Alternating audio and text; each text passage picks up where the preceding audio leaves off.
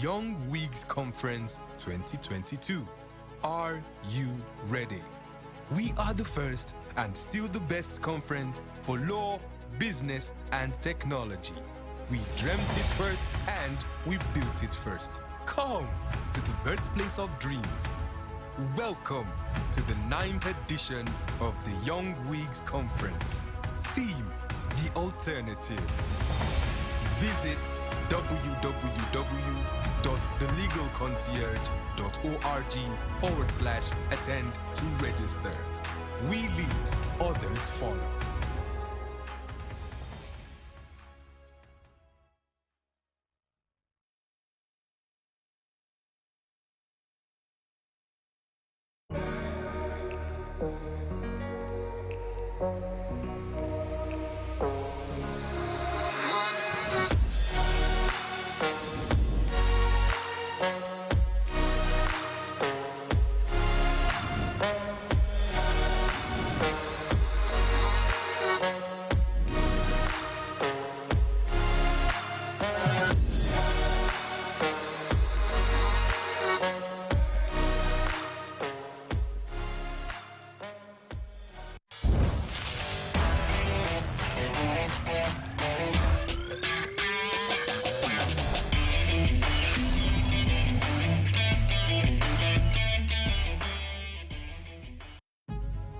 Young Wigs Conference 2022.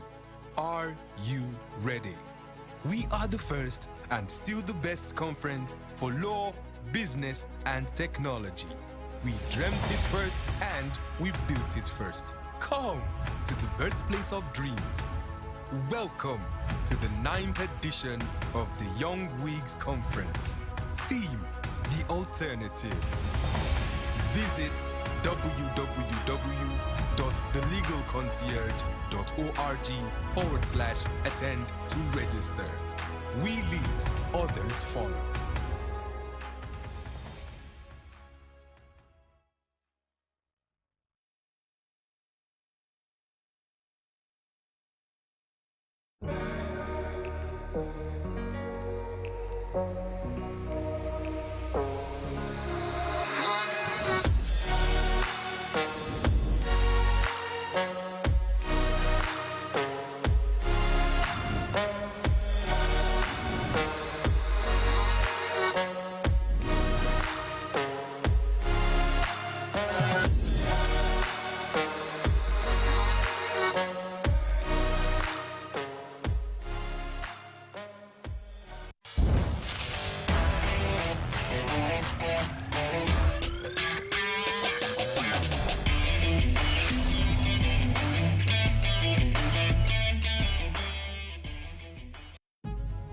Young Wigs Conference 2022. Are you ready? We are the first and still the best conference for law, business, and technology. We dreamt it first and we built it first. Come to the birthplace of dreams. Welcome to the 9th edition of the Young Wigs Conference. Theme: The Alternative. Visit www.thelegalconcierge.org/attend to register. We lead, others follow.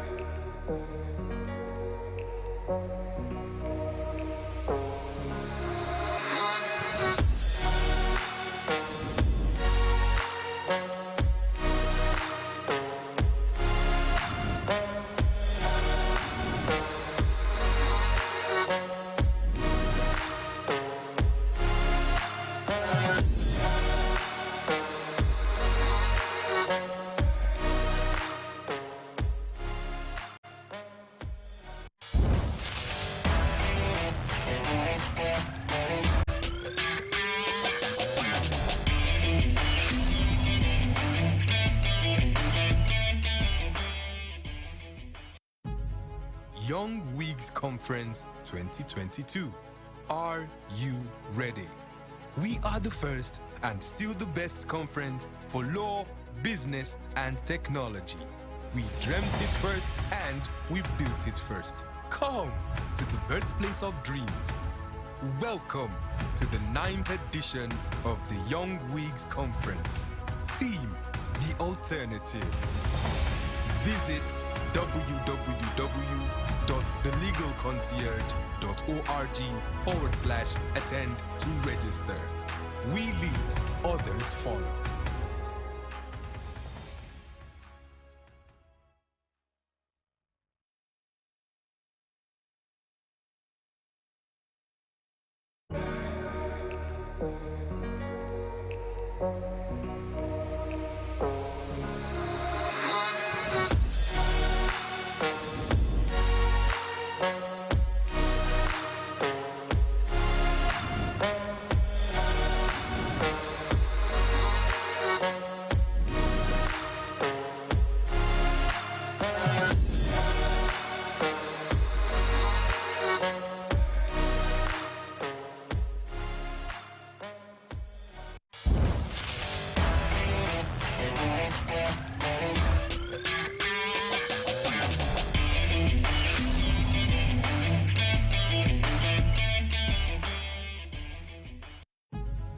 Young Wigs Conference 2022. Are you ready? We are the first and still the best conference for law, business, and technology. We dreamt it first and we built it first. Come to the birthplace of dreams. Welcome to the 9th edition of the Young Wigs Conference. Theme: The Alternative. Visit www.thelegalconcierge.org/attend to register. We lead, others follow.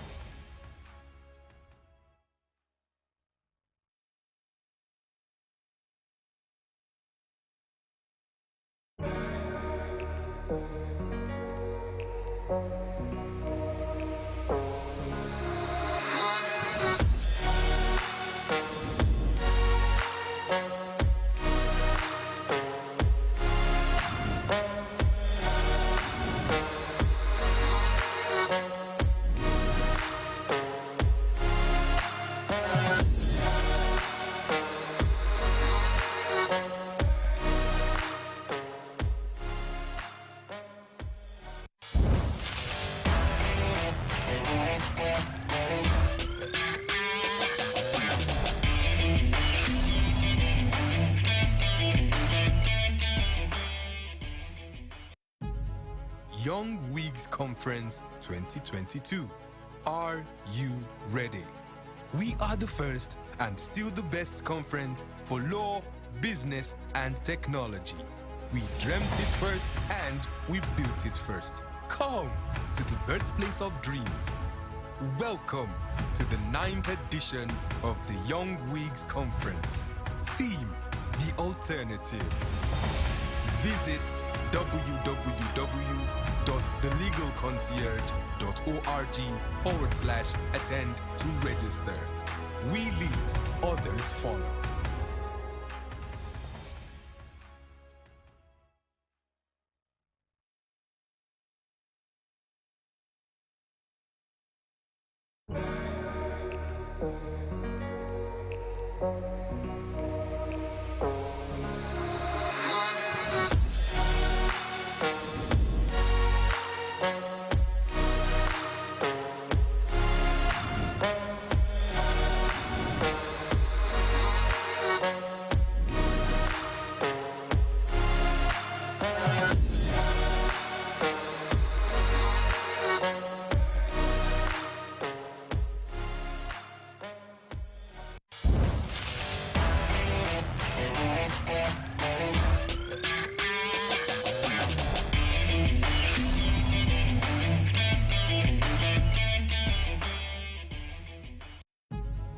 Young Wigs Conference 2022.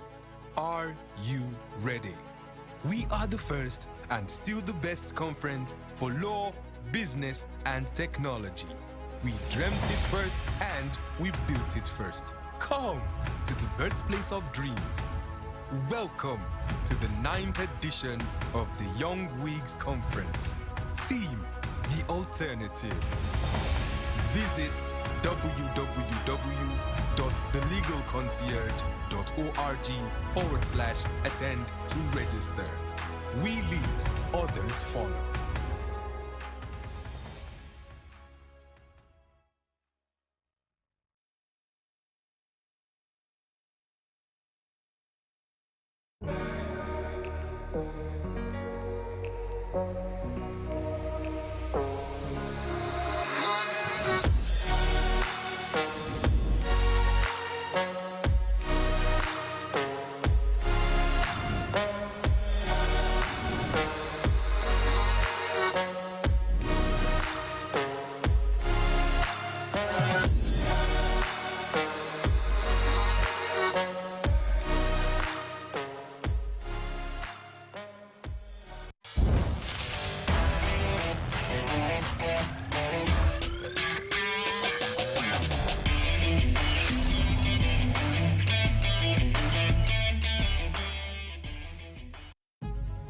Young Wigs Conference 2022. Are you ready? We are the first and still the best conference for law, business, and technology. We dreamt it first and we built it first. Come to the birthplace of dreams. Welcome to the 9th edition of the Young Wigs Conference. Theme: The Alternative. Visit www.thelegalconcierge.org/attend to register. We lead, others follow.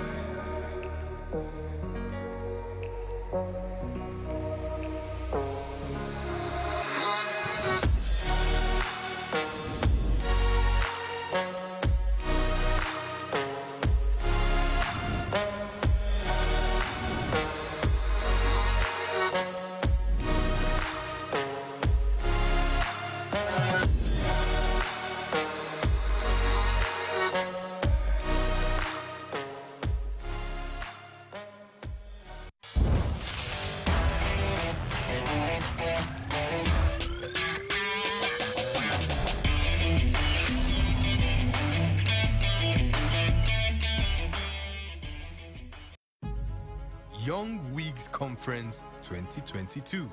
Are you ready? We are the first and still the best conference for law, business, and technology. We dreamt it first and we built it first. Come to the birthplace of dreams. Welcome to the 9th edition of the Young Wigs Conference. Theme: The Alternative.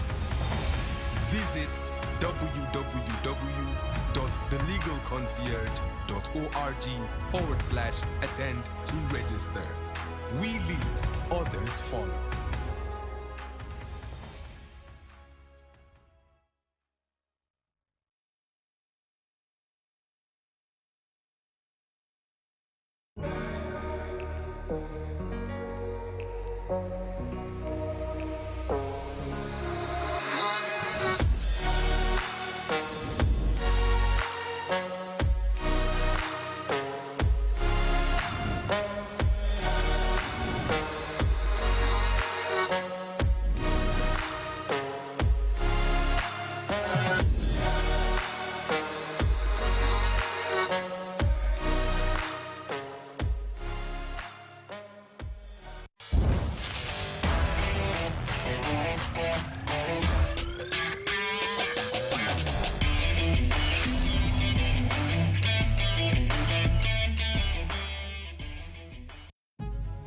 Young Wigs Conference 2022. Are you ready? We are the first and still the best conference for law, business, and technology. We dreamt it first and we built it first. Come to the birthplace of dreams. Welcome to the 9th edition of the Young Wigs Conference. Theme: the alternative. Visit www.thelegalconcierge.org/attend to register. We lead, others follow.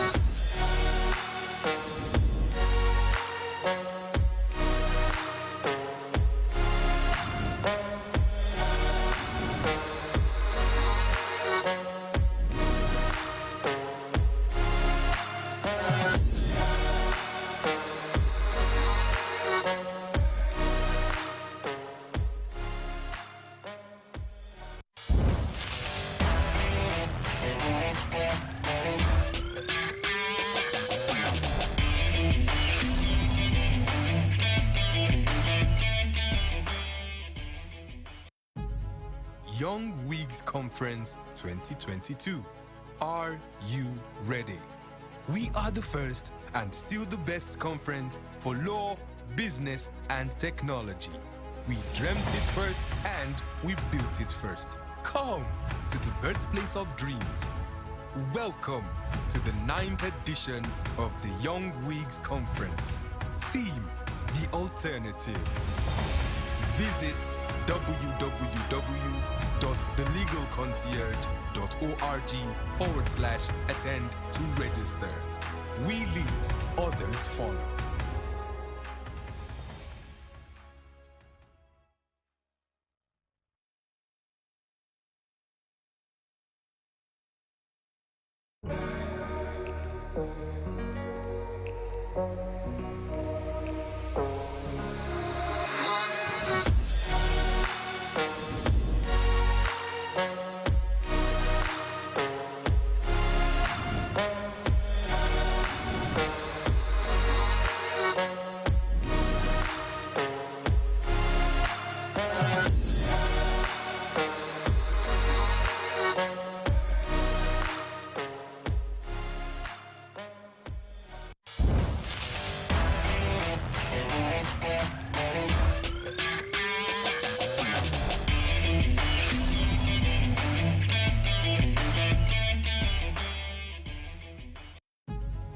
Young Wigs Conference 2022.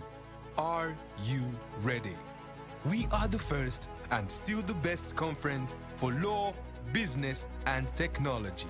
We dreamt it first and we built it first. Come to the birthplace of dreams.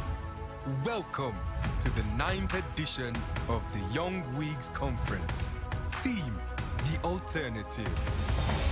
Visit www.thelegalconcierge.org/attend to register. We lead, others follow.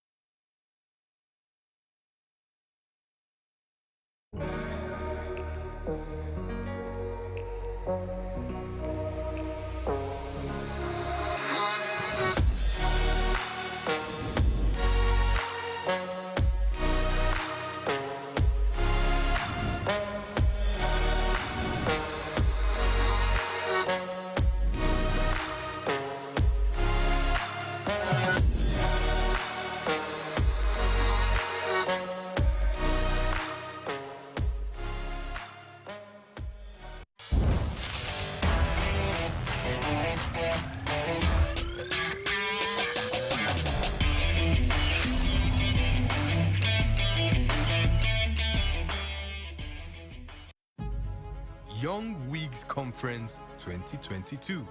Are you ready? We are the first and still the best conference for law, business, and technology. We dreamt it first and we built it first. Come to the birthplace of dreams. Welcome to the 9th edition of the Young Wigs Conference. Theme: the alternative. Visit www.thelegalconcierge.org/attend to register. We lead, others follow.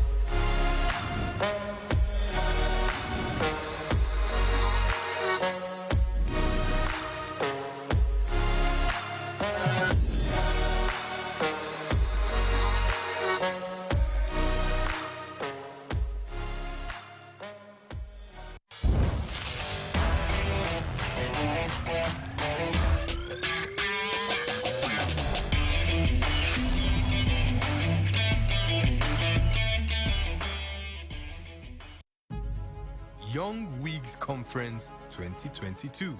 Are you ready?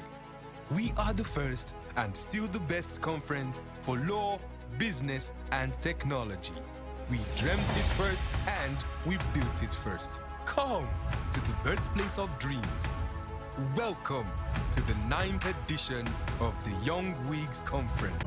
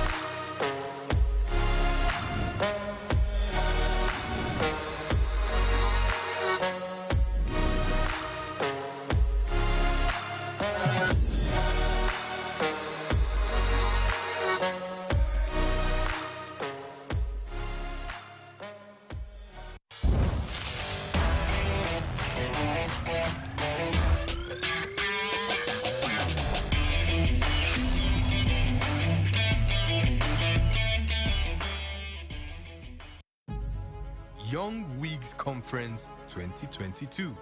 Are you ready? We are the first and still the best conference for law, business, and technology. We dreamt it first and we built it first. Come to the birthplace of dreams. Welcome to the 9th edition of the Young Wigs Conference. Theme: The Alternative. Visit www.thelegalconcierge.org/attend to register. We lead, others follow.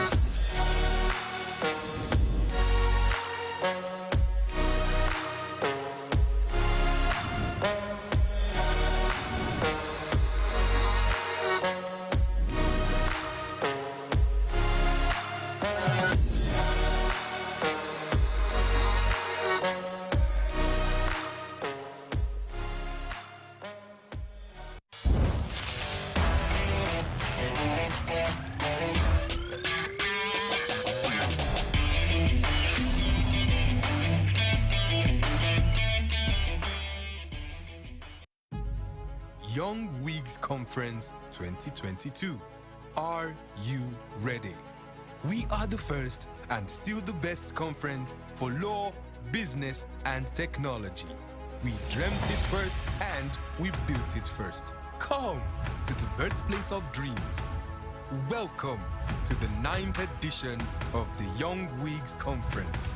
Theme: The Alternative. Visit www.thelegalconcierge.org/attend to register. We lead, others follow.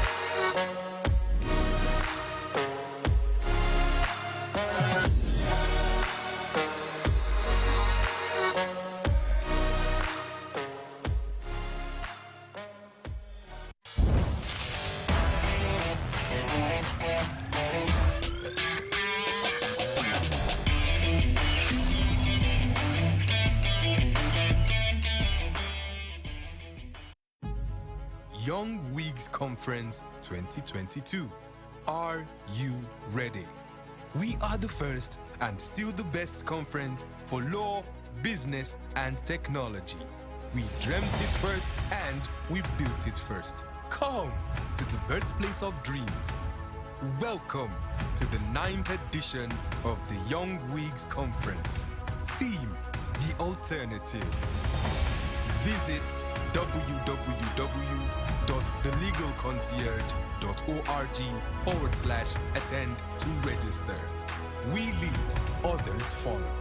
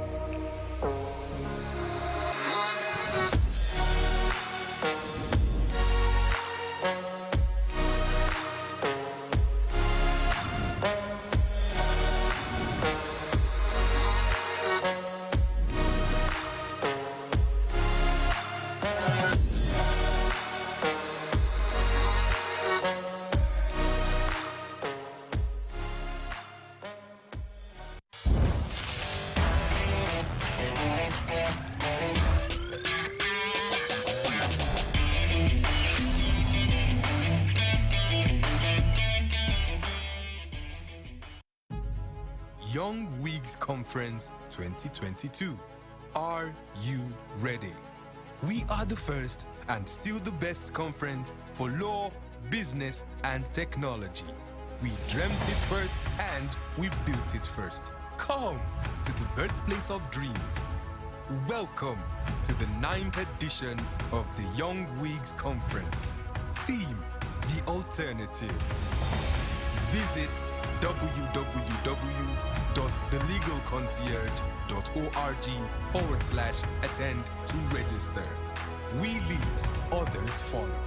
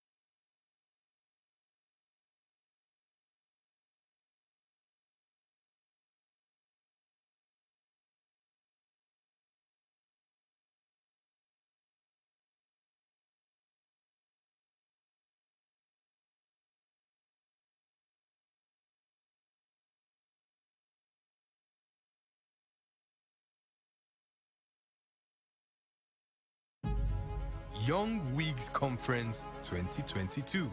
Are you ready? We are the first and still the best conference for law, business, and technology. We dreamt it first and we built it first. Come to the birthplace of dreams. Welcome to the 9th edition of the Young Wigs Conference. Theme: The Alternative. Visit www.thelegalconcierge.org/attend to register.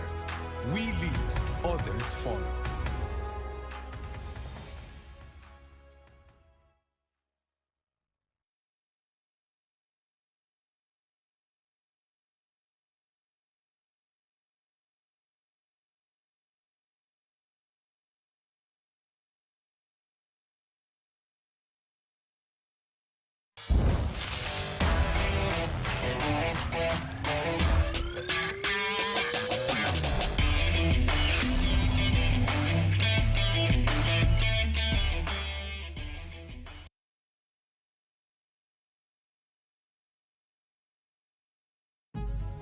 Young Wigs Conference 2022.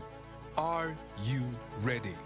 We are the first and still the best conference for law, business, and technology. We dreamt it first and we built it first. Come to the birthplace of dreams. Welcome to the 9th edition of the Young Wigs Conference. Theme: The Alternative. Visit www.thelegalconcierge.org/attend to register. We lead, others follow.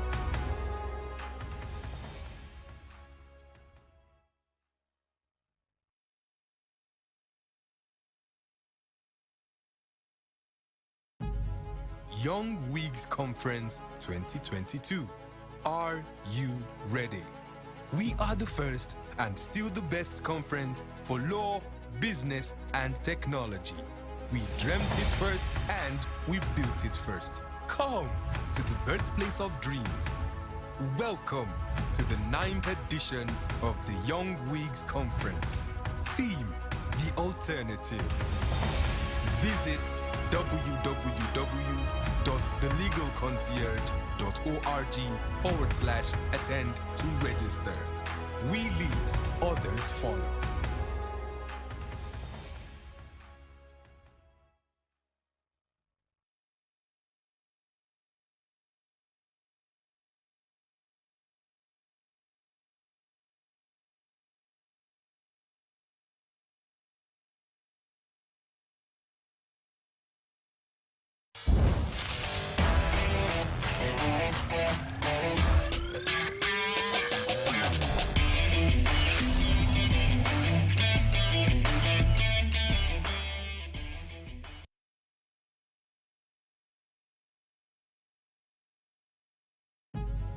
Young Wigs Conference 2022. Are you ready? We are the first and still the best conference for law, business, and technology. We dreamt it first and we built it first. Come to the birthplace of dreams. Welcome to the 9th edition of the Young Wigs Conference. Theme: The Alternative. Visit www.thelegalconcierge.org/attend to register. We lead, others follow.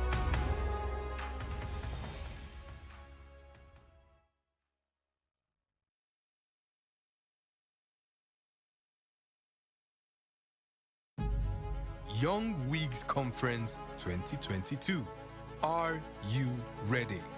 We are the first and still the best conference for law, business, and technology. We dreamt it first and we built it first. Come to the birthplace of dreams. Welcome to the 9th edition of the Young Wigs Conference. Theme: The Alternative. Visit www.thelegalconcierge.org/attend to register. We lead, others follow.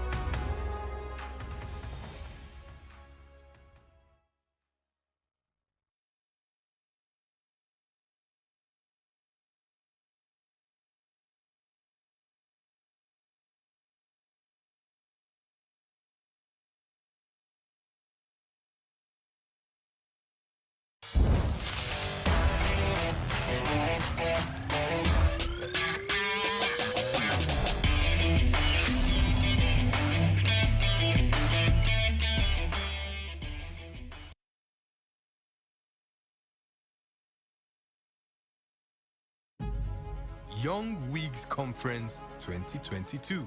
Are you ready? We are the first and still the best conference for law, business, and technology. We dreamt it first and we built it first. Come to the birthplace of dreams. Welcome to the 9th edition of the Young Wigs Conference. Theme: The Alternative. Visit www.thelegalconcierge.org/attend to register. We lead, others follow.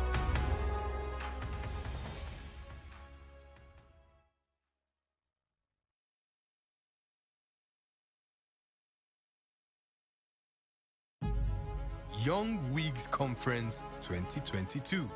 Are you ready? We are the first and still the best conference for law, business, and technology. We dreamt it first and we built it first. Come to the birthplace of dreams. Welcome to the 9th edition of the Young Wigs Conference. Theme: The Alternative. Visit www.thelegalconcierge.org/attend to register. We lead, others follow.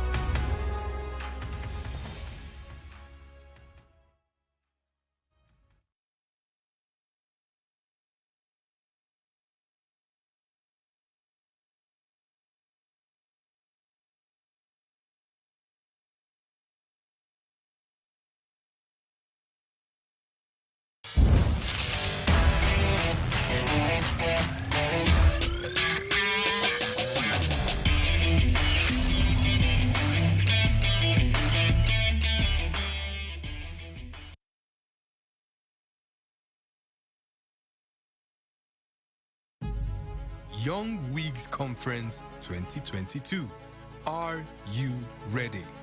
We are the first and still the best conference for law, business, and technology.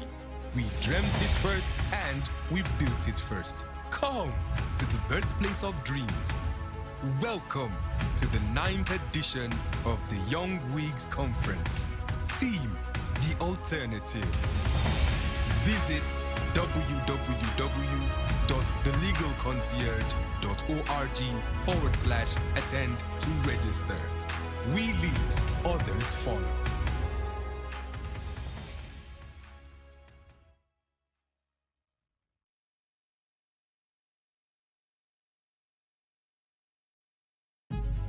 Young Wigs Conference 2022. Are you ready? We are the first and still the best conference for law, business, and technology. We dreamt it first and we built it first. Come to the birthplace of dreams.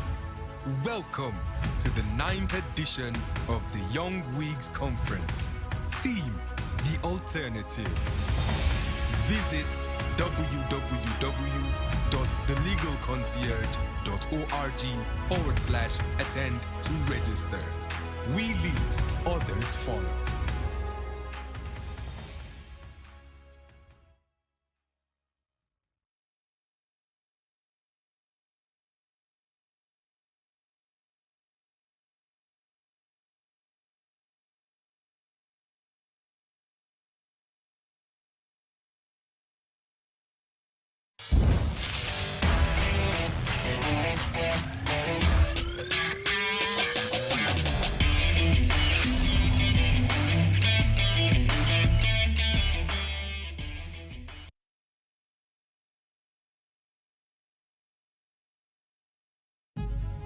Young Wigs Conference 2022. Are you ready? We are the first and still the best conference for law, business, and technology. We dreamt it first and we built it first. Come to the birthplace of dreams. Welcome to the 9th edition of the Young Wigs Conference. Theme: The Alternative. Visit www.thelegalconcierge.org/attend to register. We lead, others follow.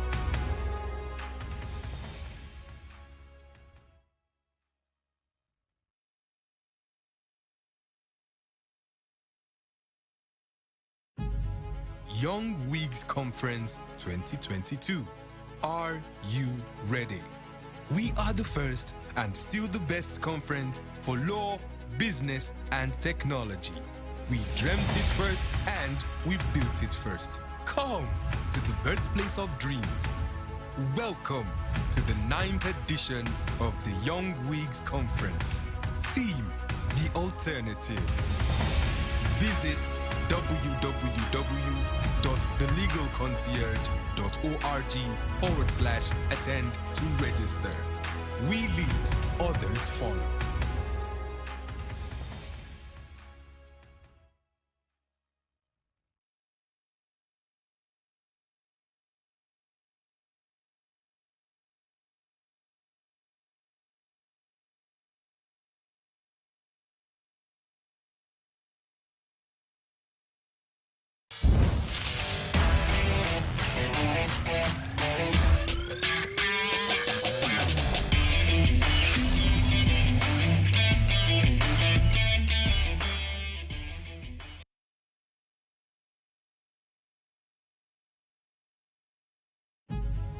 Young Wigs Conference 2022. Are you ready? We are the first and still the best conference for law, business, and technology. We dreamt it first and we built it first. Come to the birthplace of dreams. Welcome to the 9th edition of the Young Wigs Conference. Theme: The Alternative. Visit www.thelegalconcierge.org/attend to register. We lead, others follow.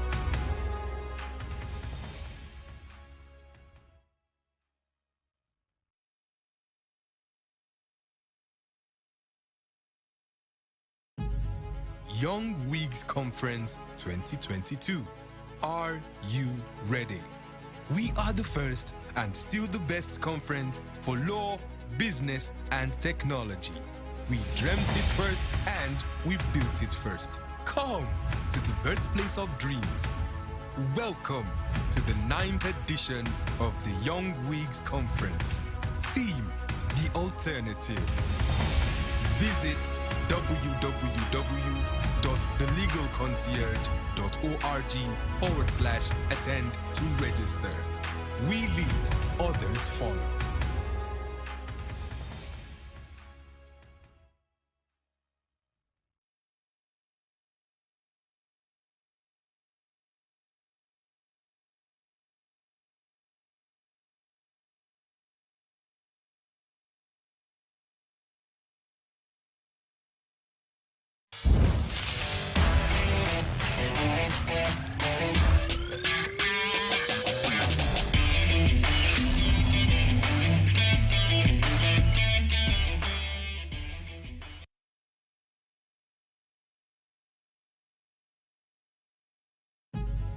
Young Wigs Conference 2022. Are you ready? We are the first and still the best conference for law, business, and technology. We dreamt it first and we built it first. Come to the birthplace of dreams. Welcome to the 9th edition of the Young Wigs Conference. Theme: The Alternative. Visit www.thelegalconcierge.org/attend to register. We lead, others follow.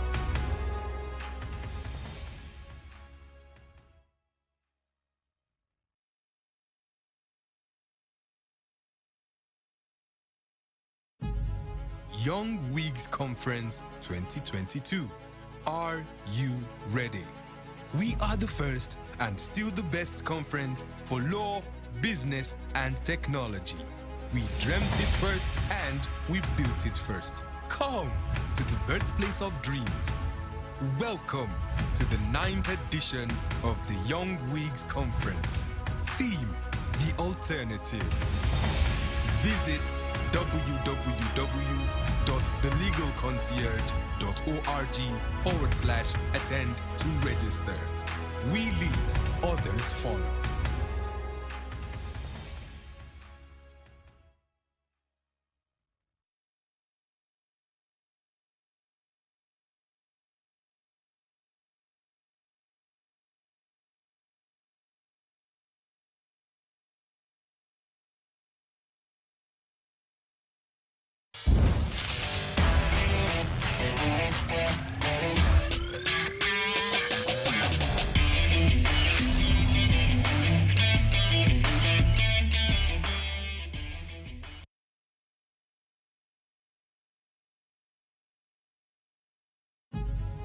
Young Wigs Conference 2022. Are you ready? We are the first and still the best conference for law, business, and technology. We dreamt it first and we built it first. Come to the birthplace of dreams. Welcome to the 9th edition of the Young Wigs Conference. Theme: The Alternative. Visit www.thelegalconcierge.org/attend to register. We lead, others follow.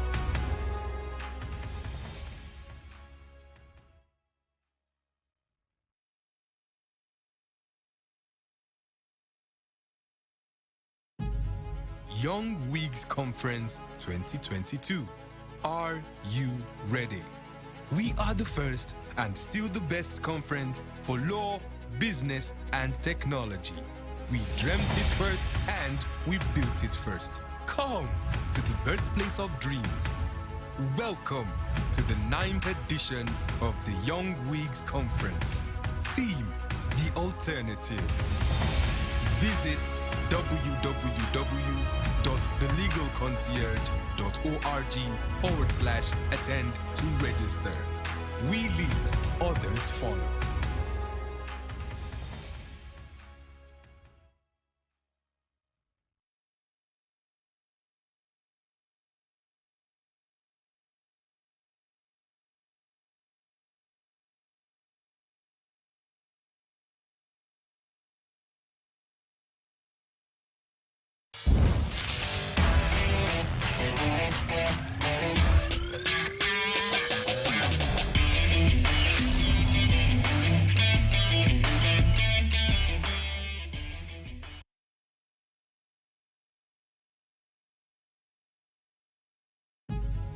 Young Wigs Conference 2022. Are you ready? We are the first and still the best conference for law, business, and technology. We dreamt it first and we built it first. Come to the birthplace of dreams. Welcome to the 9th edition of the Young Wigs Conference. Theme: The Alternative.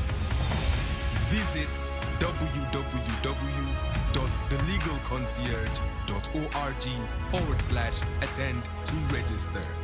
We lead, others follow.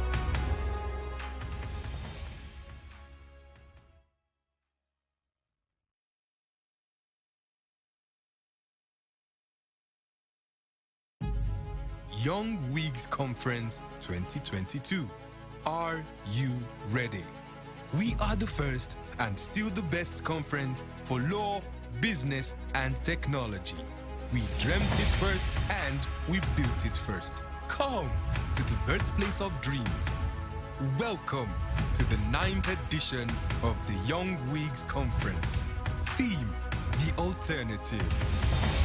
Visit www.thelegalconcierge.org/attend to register.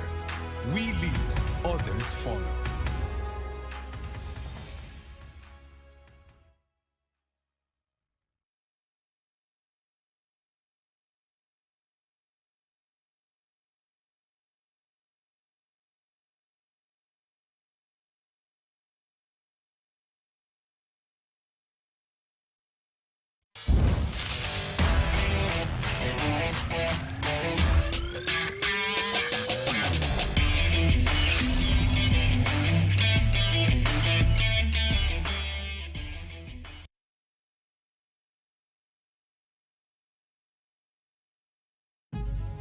Young Wigs Conference 2022. Are you ready?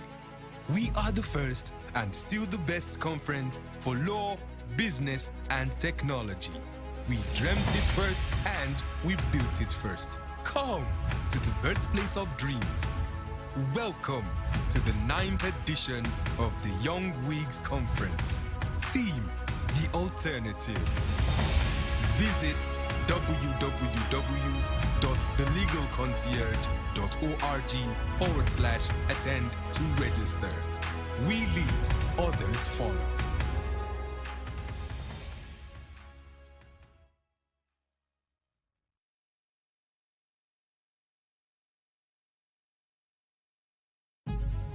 Young Wigs Conference 2022. Are you ready? We are the first and still the best conference for law, business, and technology. We dreamt it first and we built it first. Come to the birthplace of dreams. Welcome to the 9th edition of the Young Wigs Conference. Theme: The Alternative. Visit www.thelegalconcierge.org/attend to register. We lead, others follow.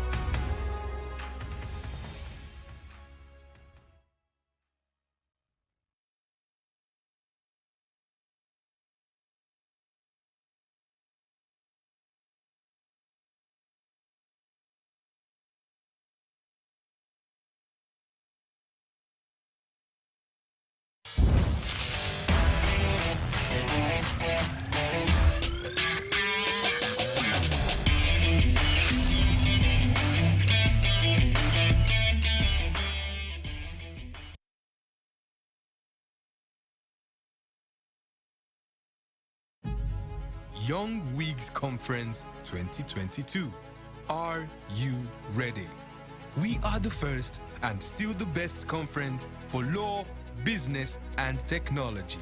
We dreamt it first and we built it first. Come to the birthplace of dreams.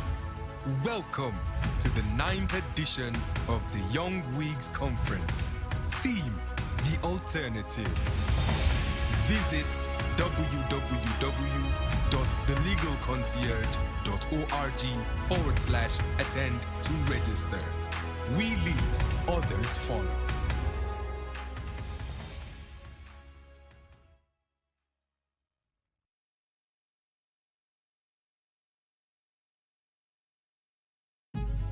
Young Wigs Conference 2022.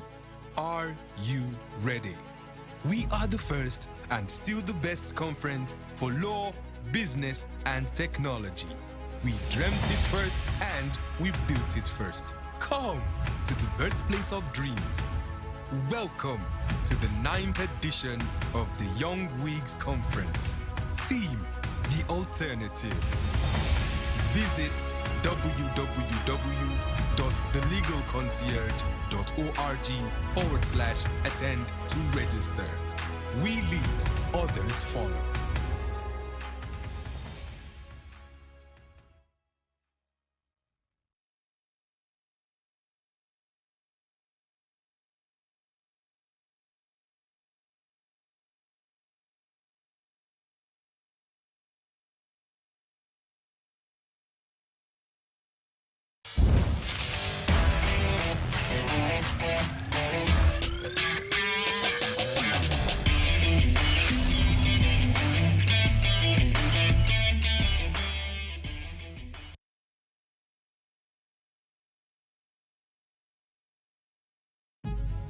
Young Wigs Conference 2022.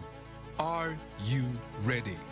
We are the first and still the best conference for law, business, and technology. We dreamt it first and we built it first. Come to the birthplace of dreams. Welcome to the 9th edition of the Young Wigs Conference. Theme: The Alternative. Visit www.thelegalconcierge.org/attend to register. We lead, others follow.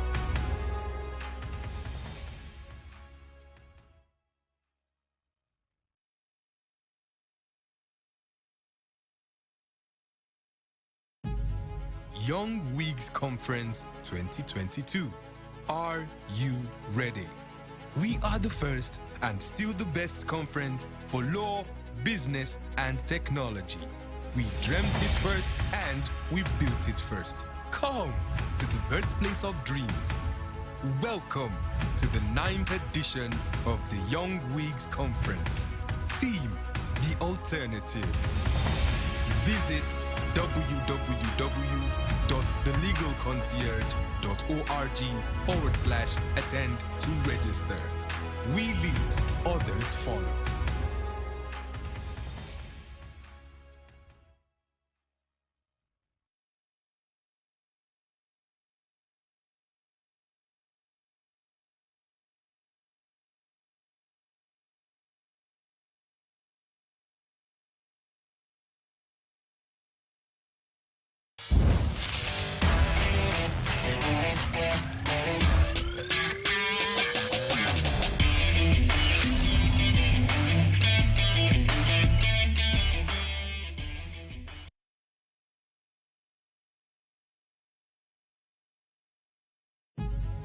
Young Wigs Conference 2022.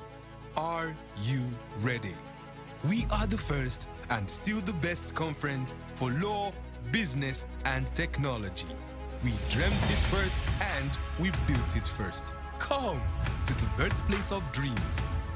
Welcome to the 9th edition of the Young Wigs Conference. Theme: The Alternative.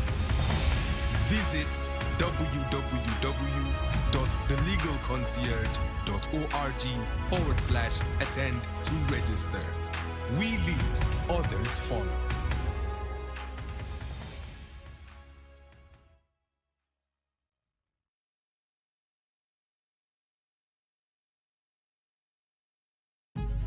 Young Wigs Conference 2022. Are you ready? We are the first and still the best conference for law, business, and technology. We dreamt it first and we built it first. Come to the birthplace of dreams. Welcome to the 9th edition of the Young Wigs Conference. Theme: The Alternative. Visit www.thelegalconcierge.org/attend to register. We lead, others follow.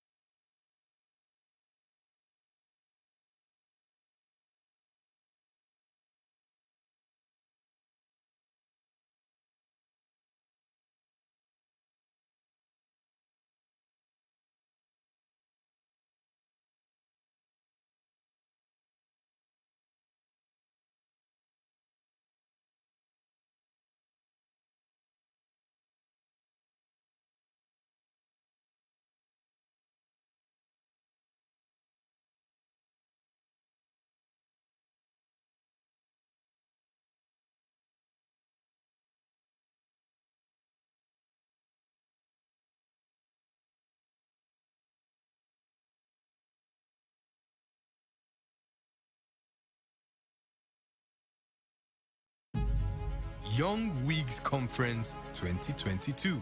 Are you ready? We are the first and still the best conference for law, business, and technology.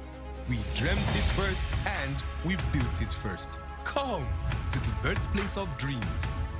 Welcome to the 9th edition of the Young Wigs Conference. Theme: The Alternative. Visit www.thelegalconcierge.org/attend to register. We lead, others follow.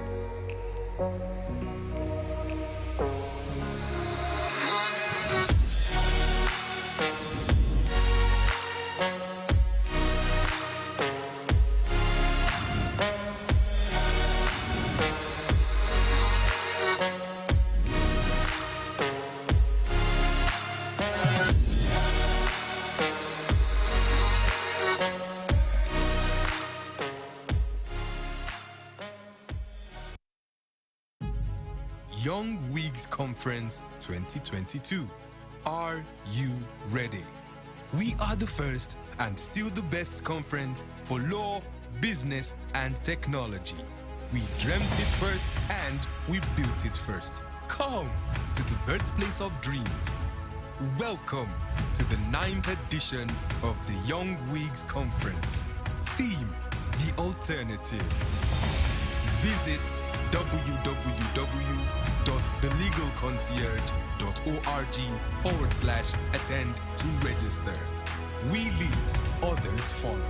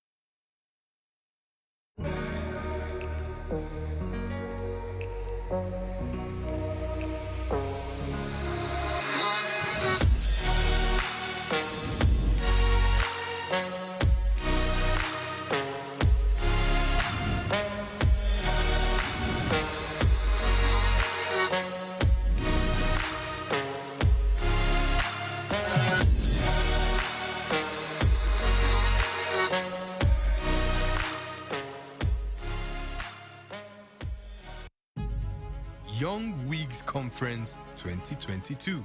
Are you ready? We are the first and still the best conference for law, business, and technology. We dreamt it first and we built it first. Come to the birthplace of dreams. Welcome to the 9th edition of the Young Wigs Conference. Theme: The Alternative. Visit www.thelegalconcierge.org/attend to register. We lead, others follow.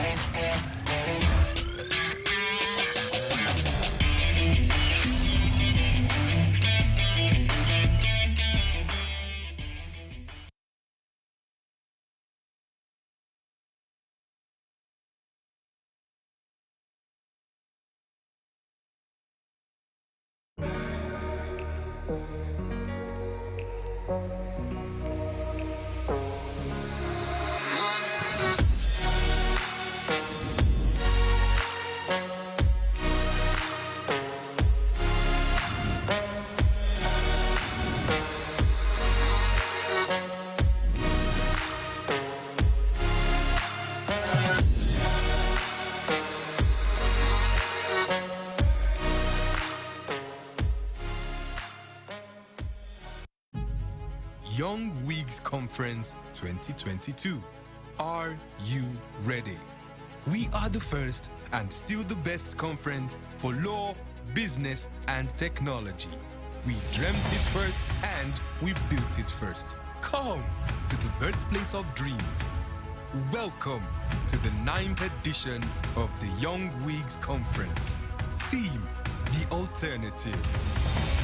Visit www.thelegalconcierge.org/attend to register. We lead, others follow.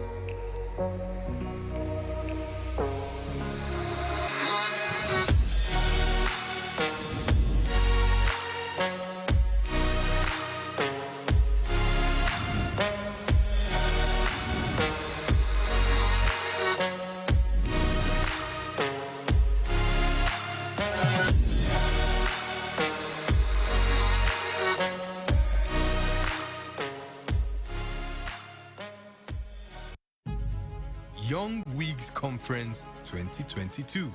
Are you ready?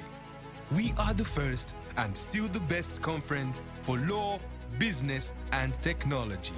We dreamt it first and we built it first. Come to the birthplace of dreams. Welcome to the 9th edition of the Young Wigs Conference. Theme: The Alternative. Visit www.thelegalconcierge.org/attend to register. We lead, others follow.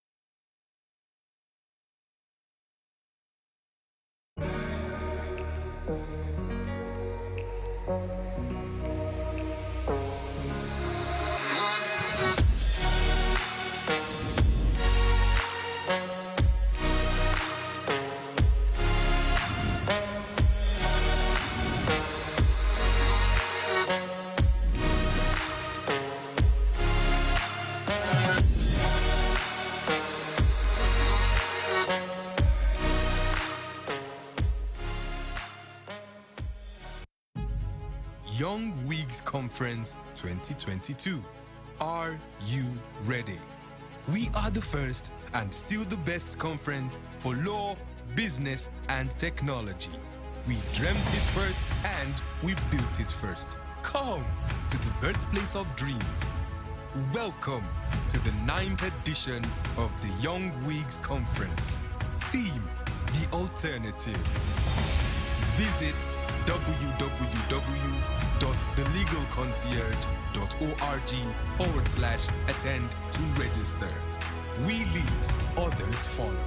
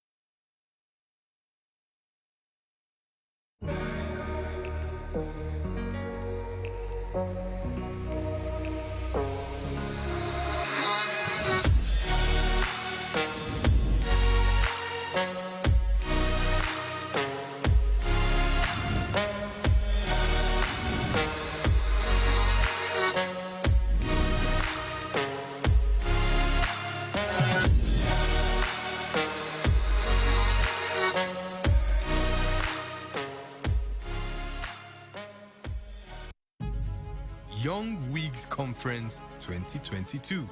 Are you ready? We are the first and still the best conference for law, business, and technology. We dreamt it first and we built it first. Come to the birthplace of dreams. Welcome to the 9th edition of the Young Wigs Conference. Theme: The Alternative. Visit www.thelegalconcierge.org/attend to register. We lead, others follow.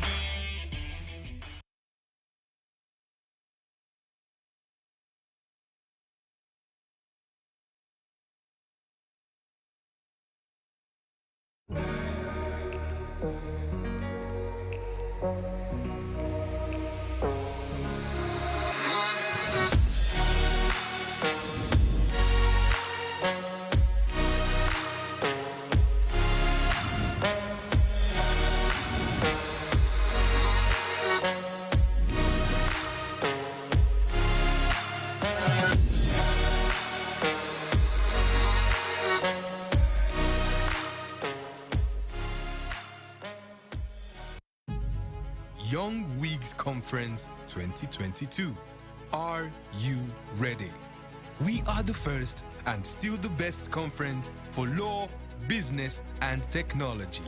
We dreamt it first and we built it first. Come to the birthplace of dreams. Welcome to the 9th edition of the Young Wigs Conference. Theme: The Alternative. Visit www.thelegalconcierge.org/attend to register. We lead, others follow.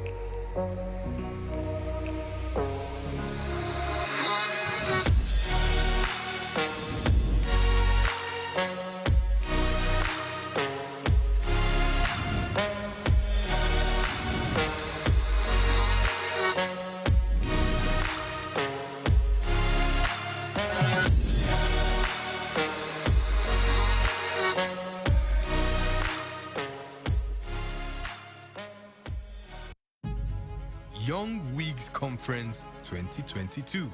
Are you ready? We are the first and still the best conference for law, business, and technology. We dreamt it first and we built it first. Come to the birthplace of dreams. Welcome to the 9th edition of the Young Wigs Conference. Theme: The Alternative. Visit www.thelegalconcierge.org/attend to register. We lead, others follow.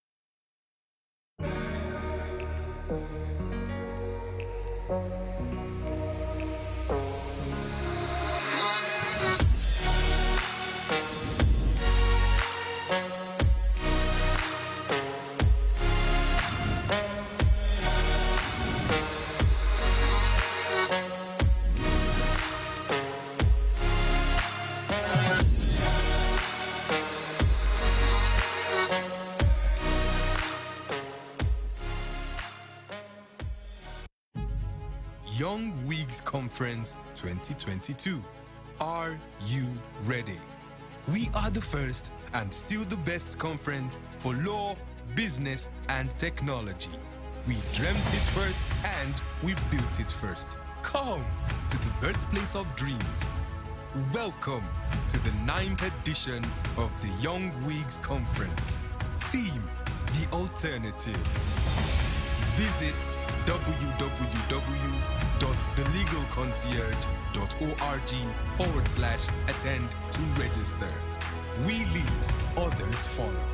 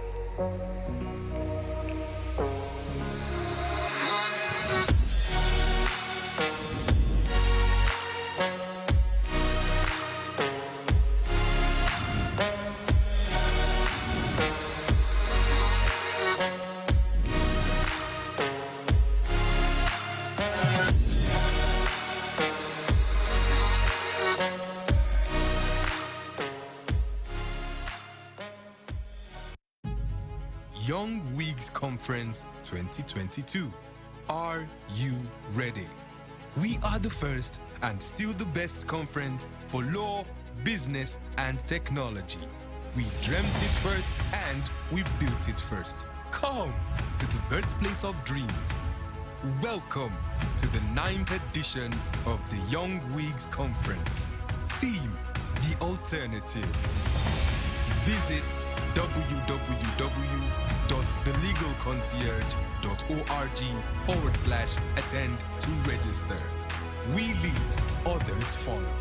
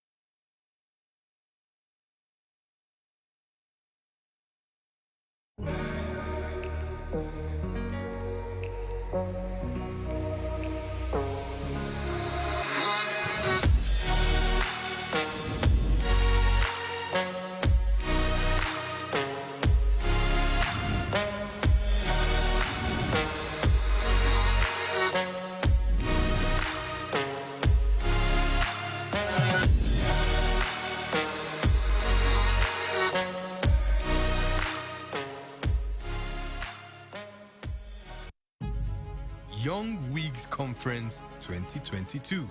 Are you ready? We are the first and still the best conference for law, business, and technology.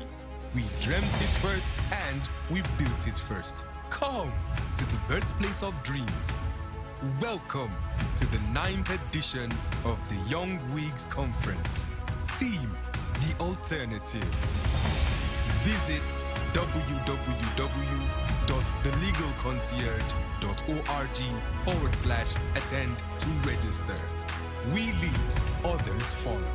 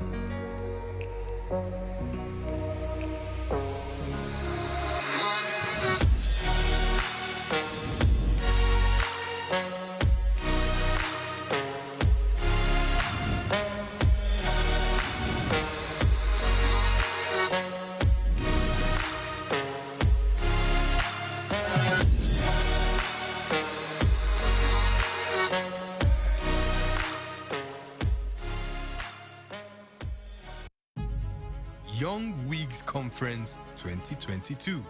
Are you ready? We are the first and still the best conference for law, business, and technology. We dreamt it first and we built it first. Come to the birthplace of dreams. Welcome to the 9th edition of the Young Wigs Conference. Theme: The Alternative. Visit www.thelegalconcierge.org/attend to register. We lead, others follow.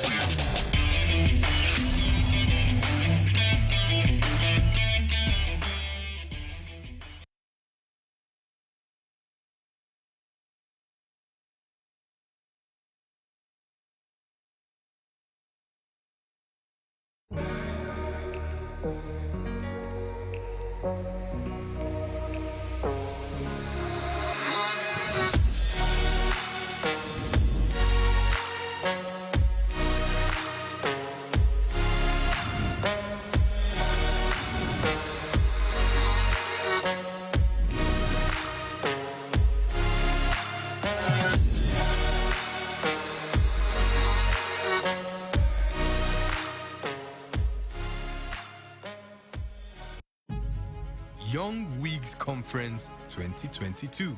Are you ready? We are the first and still the best conference for law, business, and technology.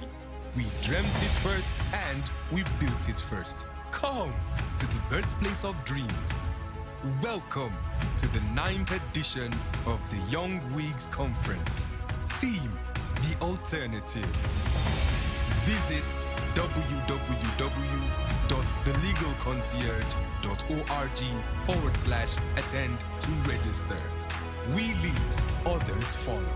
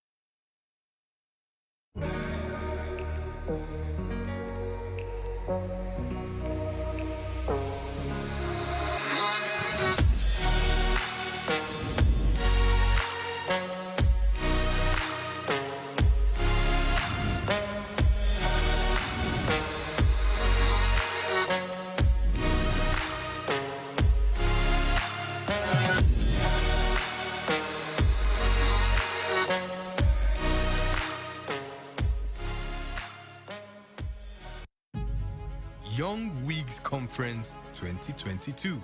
Are you ready? We are the first and still the best conference for law, business, and technology. We dreamt it first and we built it first. Come to the birthplace of dreams. Welcome to the 9th edition of the Young Wigs Conference. Theme: The Alternative.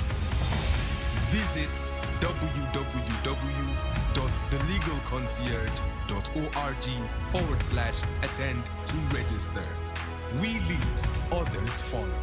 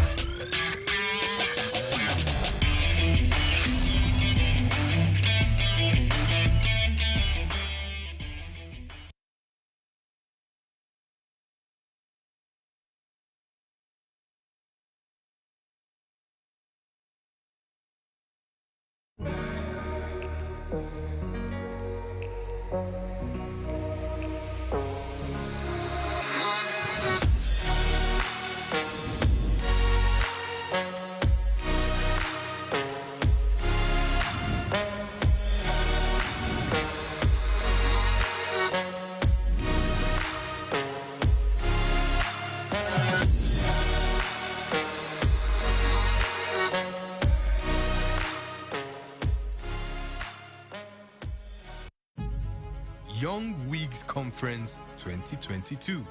Are you ready? We are the first and still the best conference for law, business, and technology. We dreamt it first and we built it first. Come to the birthplace of dreams. Welcome to the 9th edition of the Young Wigs Conference. Theme: The Alternative. Visit www.thelegalconcierge.org/attend to register. We lead, others follow.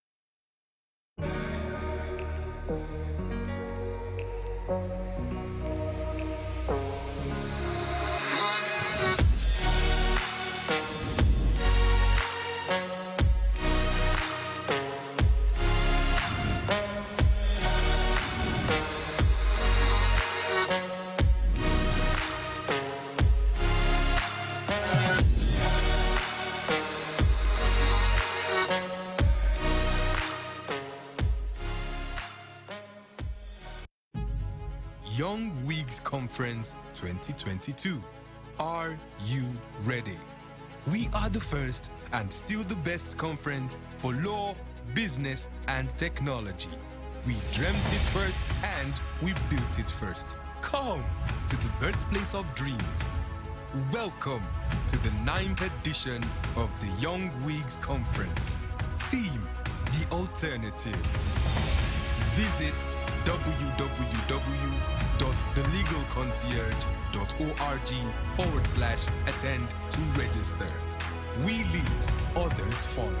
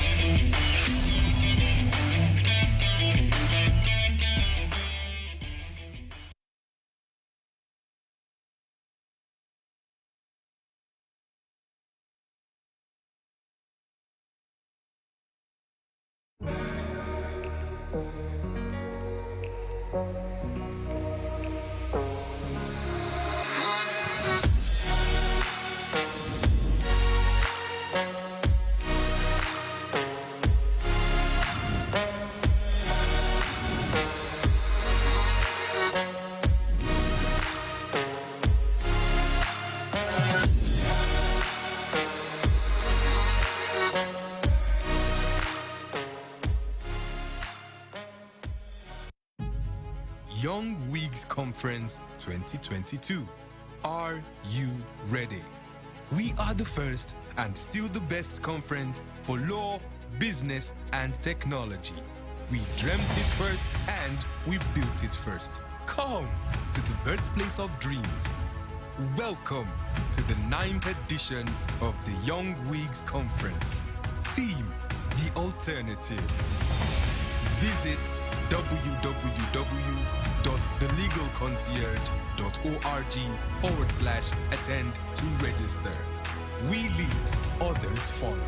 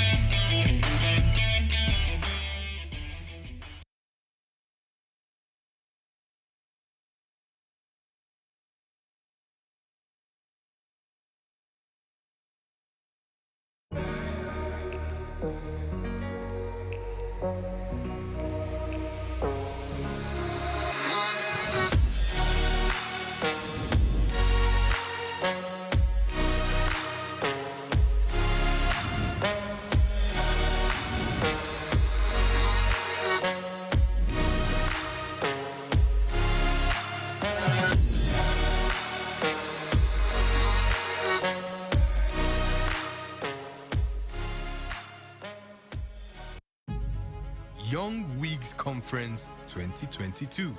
Are you ready? We are the first and still the best conference for law, business, and technology. We dreamt it first and we built it first. Come to the birthplace of dreams. Welcome to the 9th edition of the Young Wigs Conference. Theme: The Alternative. Visit www.thelegalconcierge.org/attend to register. We lead, others follow.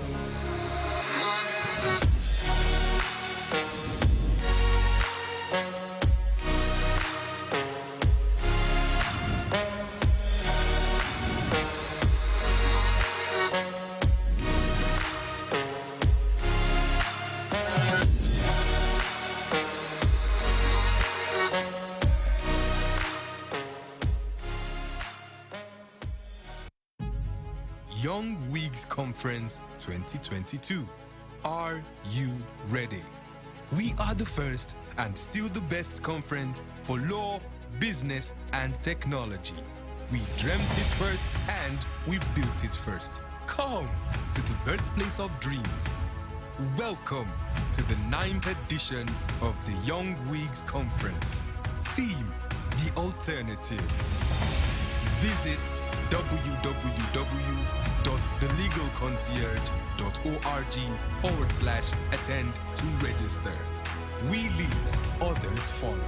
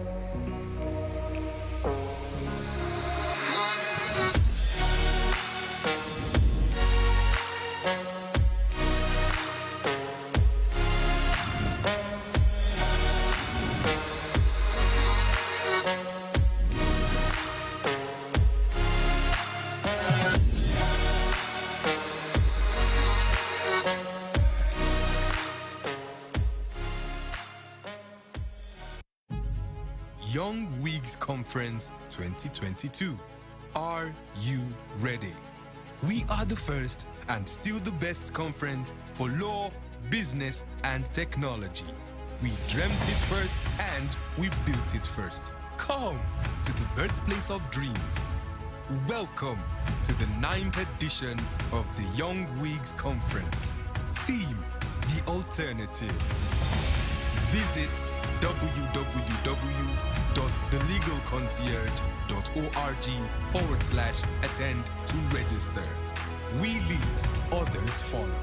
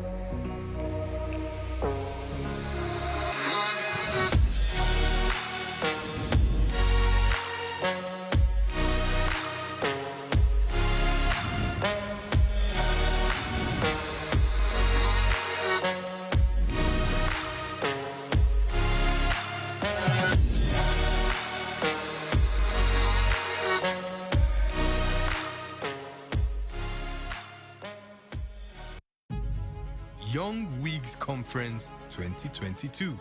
Are you ready? We are the first and still the best conference for law, business, and technology. We dreamt it first and we built it first. Come to the birthplace of dreams. Welcome to the 9th edition of the Young Wigs Conference. Theme: The Alternative. Visit www.thelegalconcierge.org/attend to register. We lead, others follow.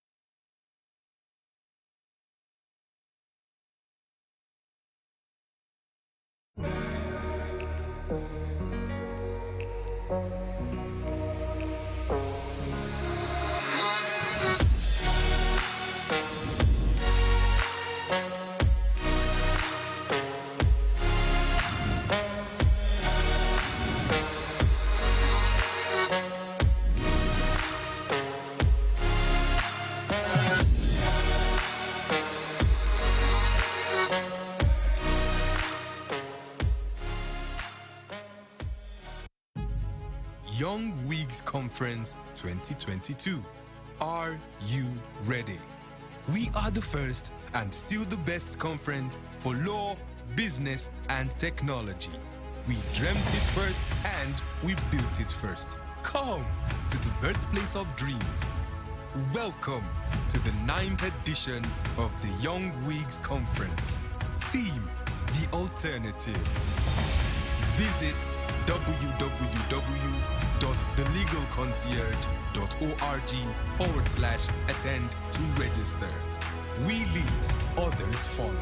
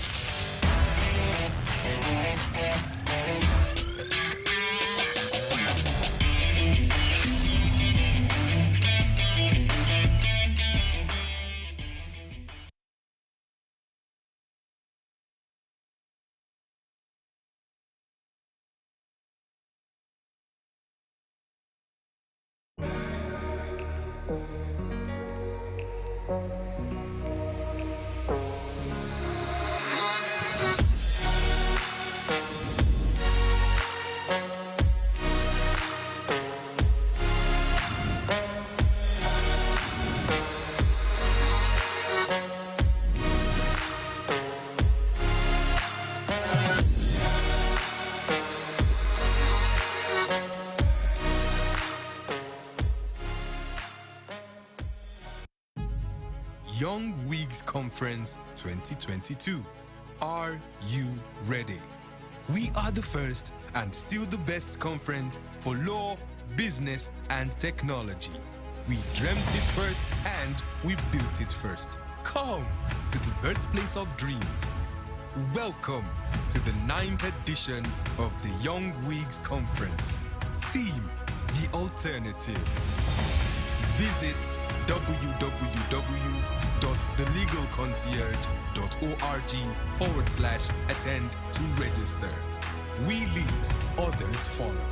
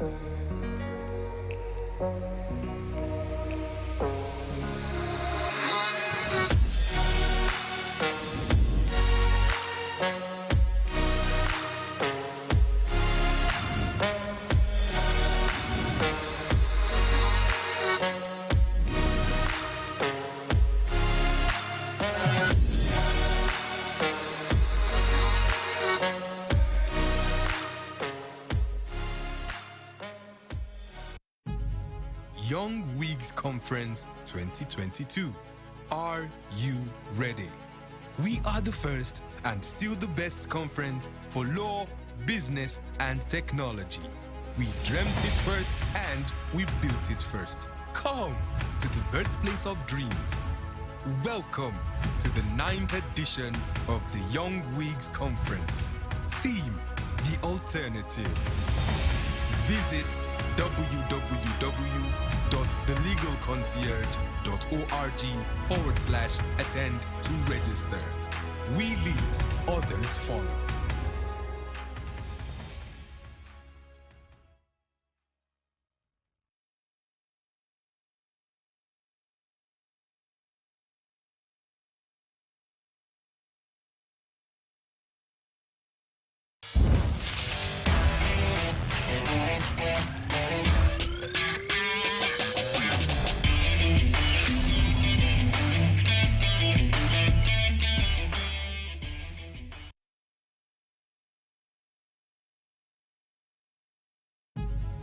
Young Wigs Conference 2022. Are you ready? We are the first and still the best conference for law, business, and technology. We dreamt it first and we built it first. Come to the birthplace of dreams. Welcome to the 9th edition of the Young Wigs Conference. Theme: The Alternative. Visit www.thelegalconcierge.org/attend to register. We lead, others follow.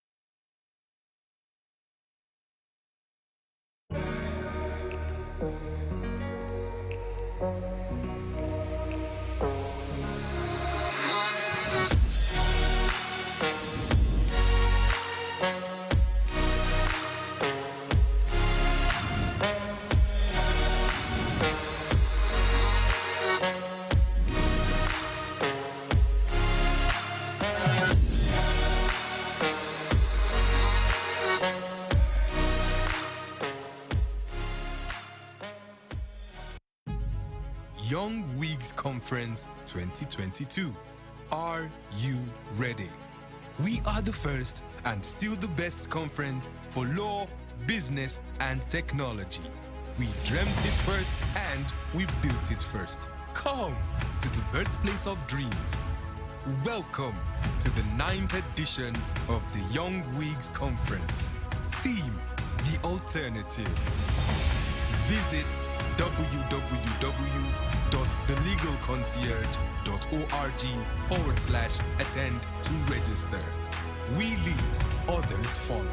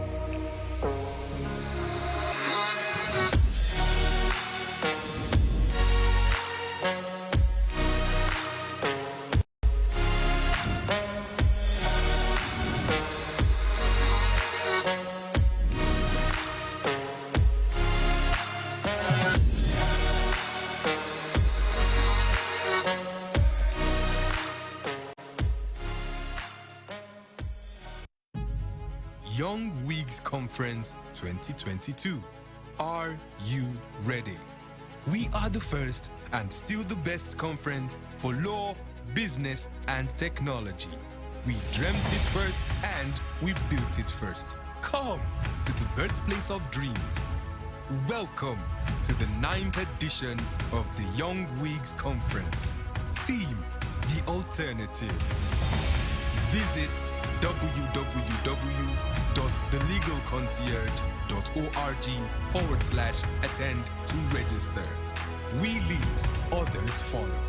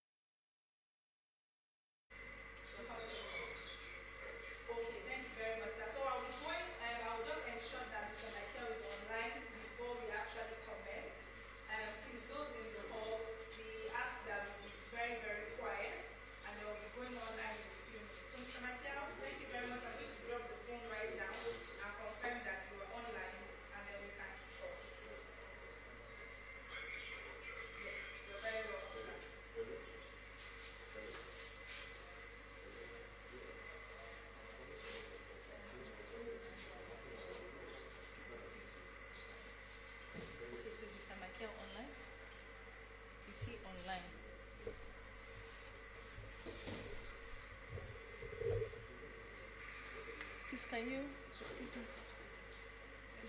please can you adjust my screen? I can't see.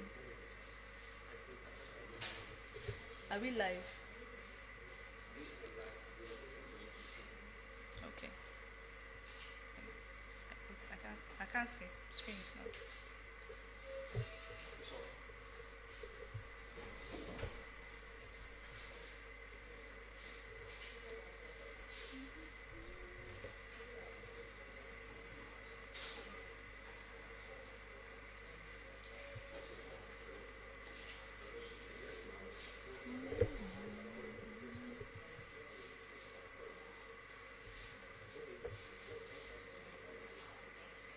It's too high.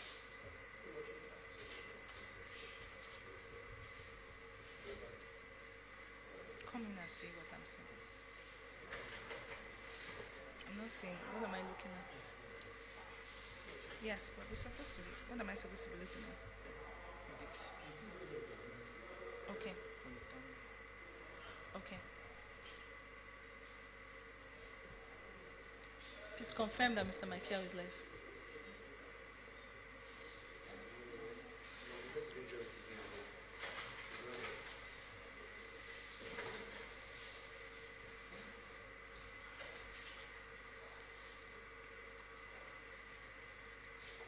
Please can you call Mr. Michael's team? We need him to be live now.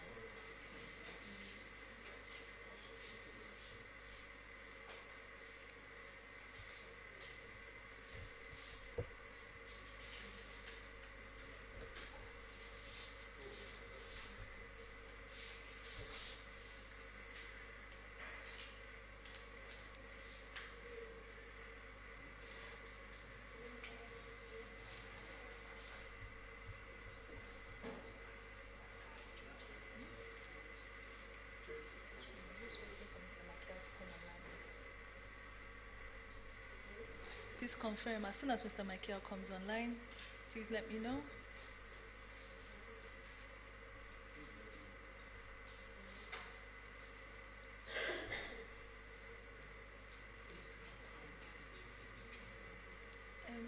Anyway, can you move out of the shot? Is he on?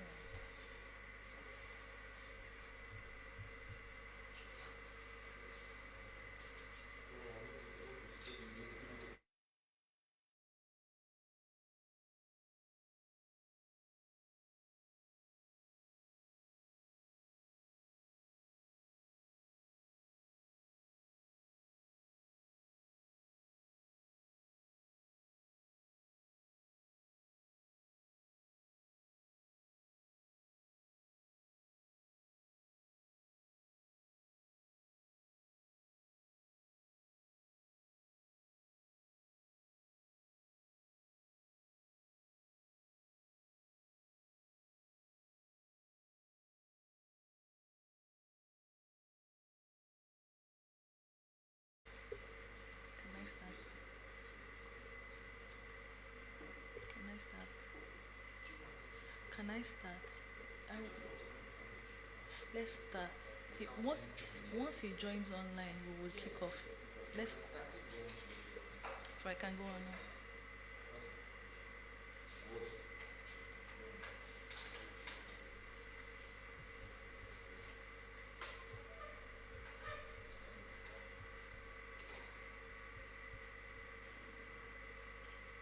Gentlemen of the bar, good afternoon. My name is Inema Sidike. I am the founder of the Young Wigs Foundation and the CEO of the Legal Concierge. It's my distinct pleasure to welcome you to today's presidential debate between the candidates, the presidential candidates of the Nigerian Bar Association. On behalf of the trustees of this foundation, I must express my sincere gratitude to the Electoral Committee of the Nigerian Bar Association for granting us this privilege to conduct a debate among the presidential candidates. I must also state that our foundation and our firm is in no way we do not have any affiliation with the ECNBA, and these questions are solely collated from the public, especially from the young lawyers. They have been collated via survey online, and they have only been collated and seen by me. So these questions are mine, and we are solely responsible for today's format. Today's debate is divided into 3 segments.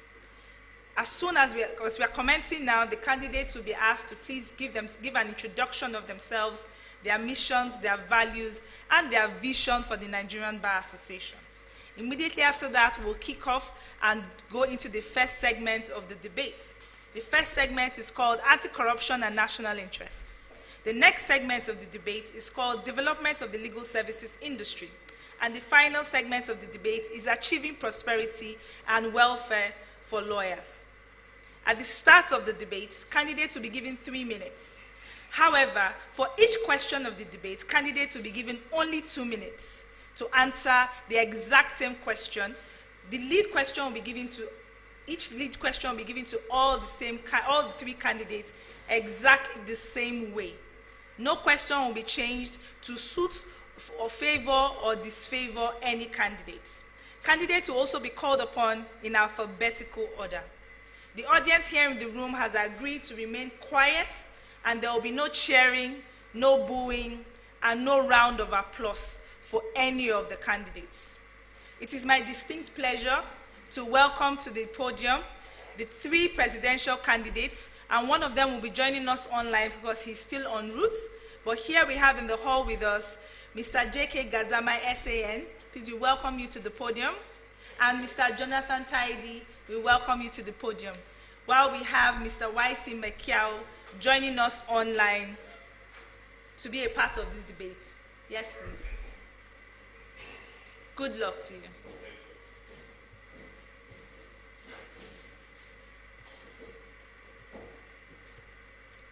Thank you very much, SARS, senior colleagues.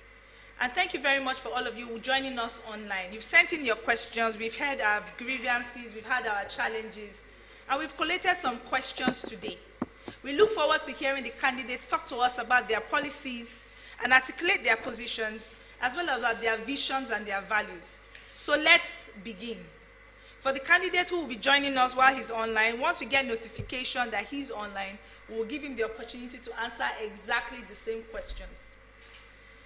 The first question we're going to ask you is, under achieving prosperity and please, go ahead and give us your vision and introduce yourself. And we'll please ask Mr. Gazama alphabetically to please start. Thank you very much. Welcome. 3 minutes. Let me see. My name is Joe Kiari Gazama, SAN, by God's grace. I was called to the Nigerian Bar in 1986, specifically on the 16th of October. I am a candidate for the position of MBA President come 16th July. I appreciate the organizers of this debate. This being the 3rd in the series. I participated in the 2 earlier ones, and I'm happy to be here, particularly bearing in mind that this relates to young lawyers less than 7 or less than 10, as the case may be, whose future is already here, who are in fact the future of the profession. We were young lawyers in the past, but of course, we never witnessed something like this. We just stumbled across, found our ways, and became what we are, without any formal mentorship and even pupillage. But some of us are involved in formal mentorship of young lawyers, and I'm speaking for myself through the Oputa Mentorship Program for young lawyers. And the young lawyers are dear to my heart. I have passion for them. And I remember very well, just about 3 weeks ago in Ijebu Ode, the young lawyers favored me out of all the candidates for the election this year and honored me, and you can see the lapel from the YLF, which I'm wearing this afternoon. So it's my pleasure to be here to talk about young lawyers. I have a vision for them. I have a program of action for them. It's contained in my manifesto, ranging, of course, from access to finance, those of them who are on their own. Olumide Apata has been able to get and negotiate a 2 million naira for young lawyers who are on their own. But again, we need to go further and negotiate and probably get more, maybe up to 5 million. and then maybe get the interest rate lesser. Young lawyers deserve attention, and they need also to be carried along. And of course, one way to do that is to ensure that their chairman and probably their secretary are made members of NEC, so that at all times we can hear from them. So like I said earlier, I have a lot of programs for them, which also include many, many other things. My time is almost off, but young lawyers have a place in my heart, and I have many of them in my office, close to about 50 in Abuja. Thank you very much, Mr. Gazama. Now over to you, Mr. Tidy. Please give us an introduction of yourself and talk to us about your value and your vision if you are elected as the president of the Nigerian Bar Association. Thank you very much. My name is Jonathan Bulu Tidy, a member of the branch of the Nigerian Bar Association. I was called to bar on the 23rd of January, 2001. I began my service to the bar in 2008 when I was elected branch secretary. I served for 2 years. Thereafter, I served in other capacities. I have been privileged 10 years after I was elected as secretary of the branch. I was elected general secretary in 2018.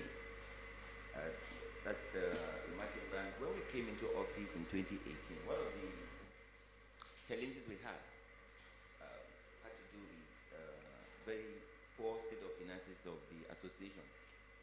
And you recall, year in, year out, our members have to pay for conferences, programs, apart from bar practices and so on and so forth. So we needed to look at areas for cut costs within, internally, so that we don't pass on the burden all the time to our colleagues out there. And the first fell within my office, because I looked at it. On the average, annually, close to 100 million naira was expended on printing of documents for NEC meetings, annual general conference, and most of them, the residue dumped at the secretariat at huge cost. And we said, oh, this is the era of ICT. Why are we still packing all these papers around and so on? So we went, from the first meeting we had, we went paperless. One, the advantage is that we no longer needed to have to store documents in the secretariat or transport them from one point to the other. But more importantly, we were able to send packing the traditional NBA printers who had made it a point. Once you're elected into office, they start sending you congratulatory cards and all that, because they are looking forward to continuing the business. So we sent them packing to say, look, no more printing of documents here. And that has saved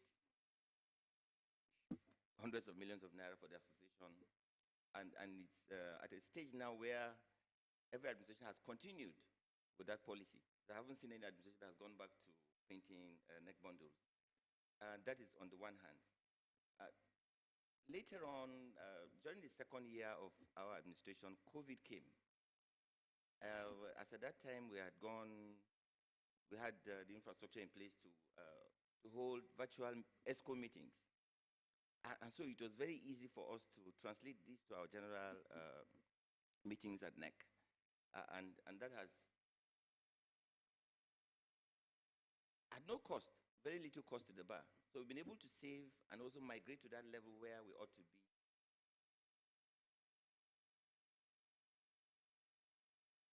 Hope that during the course of the debate, you'll be given more time to speak to those issues. So we're going to jump right into the first segment. And we are going, most of the questions that we generated online as a result of our survey was focused on remuneration, achieving prosperity. Many of the young lawyers want to be like you. They want to have the opportunities you have, you currently enjoy. They want to travel as much as you do.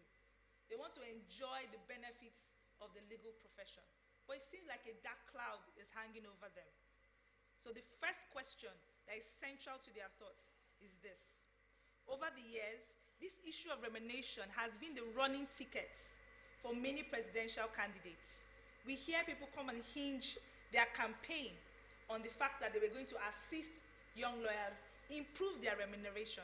However, over the years, there has been no significant progress, and the income inequality is still very drastic. As at today, more than 70% of newly called lawyers are living paycheck to paycheck. In fact, one of the survey respondents called this a peanut trend, where young lawyers are paid unsustainable peanut salaries. If you emerge as the NBA president, Mr. J.K. Gazama, give us specifics. How much do you pay the youngest lawyer at your firm? And how do you intend to tackle this discouraging trend for the majority of young lawyers? Well, I pay lawyers in the firm reasonably. The youngest lawyer or someone who starts afresh gets nothing less than maybe 120,000. But it has gone beyond me. We're looking at the country as a whole, and we want to encourage lawyers to pay their staff. Now, we really have to do something to make sure that they are well paid. But the difficulty is, and why it has become a recurring decimal, is that it is generally a contractual relationship between staff and the employers. But again, I did it when I was in Abuja as chairman, where we had a benchmark. So we're going to implement the new report, which was adopted at NEC in Ilorin, but it's yet to be implemented. That is one. Two, we're going to make sure that those who are on their own get finance without unnecessary charges as interest by the banks. And then we'll monitor that and ensure compliance by lawyers, our staff, and those employers, and then appreciate some of them who do that. We will have to have a conversation on that, because it's not every lawyer or employer that can afford to do what some of us do. In my chambers, the highest paid staff gets close to $1 million, but the youngest lawyer gets just about 100 or something. But every year, and progressively, we review every 12 months. And again, they have quarterly bonuses. They have some allowances. We sponsor them to conferences. We make things palatable for them, so they are happy working with us. So, but this has to be taken to the higher level, to the official level of the MBA, so that it can cut across, and the generality of young lawyers will be well paid, so that they can be good ambassadors of the profession. Thank you. Thank you very much, Mr. Gazama. Thank you for sticking to time. Mr. Taidi, the question is over to you. Please, we would like specifics, because most of the questions that came online say we do not want people to pander to our challenger or pander to our whims and use us to win elections. Tell us specifics. How much do you pay the youngest lawyer at your firm? And how do you intend to tackle this discouraging trend for the majority of young lawyers? Thank you very much for this question. I practice in Mina. Mina practice more or less rural practice. And so you cannot use the yardstick for Lagos to apply. So if you ask me to say specifics, no, the reality is not here or there. But the lawyers, especially the young lawyers that work with me, are well paid. They're happy. They do quite a lot of work that's assigned to them, and they earn extra pay even from the same assignment given to them by the office. But this is a very serious problem that we have in our hands. And so we cannot prefer a one-channel solution, that of trying to say, and that's why over the years it has not worked. Because we recall that during the Austin Legge administration, an MOU was entered into YLF, 50,000 naira minimum pay for young lawyers. It was not implemented for one day, because the reality is that most of the law firms hardly get by. So the problem now is, you don't even get that much income. How do you go ahead and pay that much? So the reality is that we must confront the problem from two dynamic angles. The first one is that instead of an endowment fund, contributions must come compulsorily from every senior advocate that is practicing in this country. Otherwise, why did you apply and take the rank, and then now you're not giving back to society? That's going to be your contribution. The second one, how is it possible that pharmacists start on a very good salary scale, yet we haven't thought of that for our lawyers? So we must get government to legislate on this aspect, to say, look, minimum entry point for our lawyers, this is it. Whether or not they want to work in law firms, let it be a compulsory paycheck for each of our new entrants. Thank you very much, Mr. Taidi. Thank you so much. Did you still have something to say? You had 6 more seconds. Okay. Thank you very much for that. That question, by the way, was posed by Christian. So in the event that you know that we have live people who are asking these questions, and your answers will be, you'll be held to account if you are given the privilege of winning the role, the position of the president of the Nigerian Bar Association. The next question, please do you have Mr. Leonard Silk Michael online right now so he can answer the question too?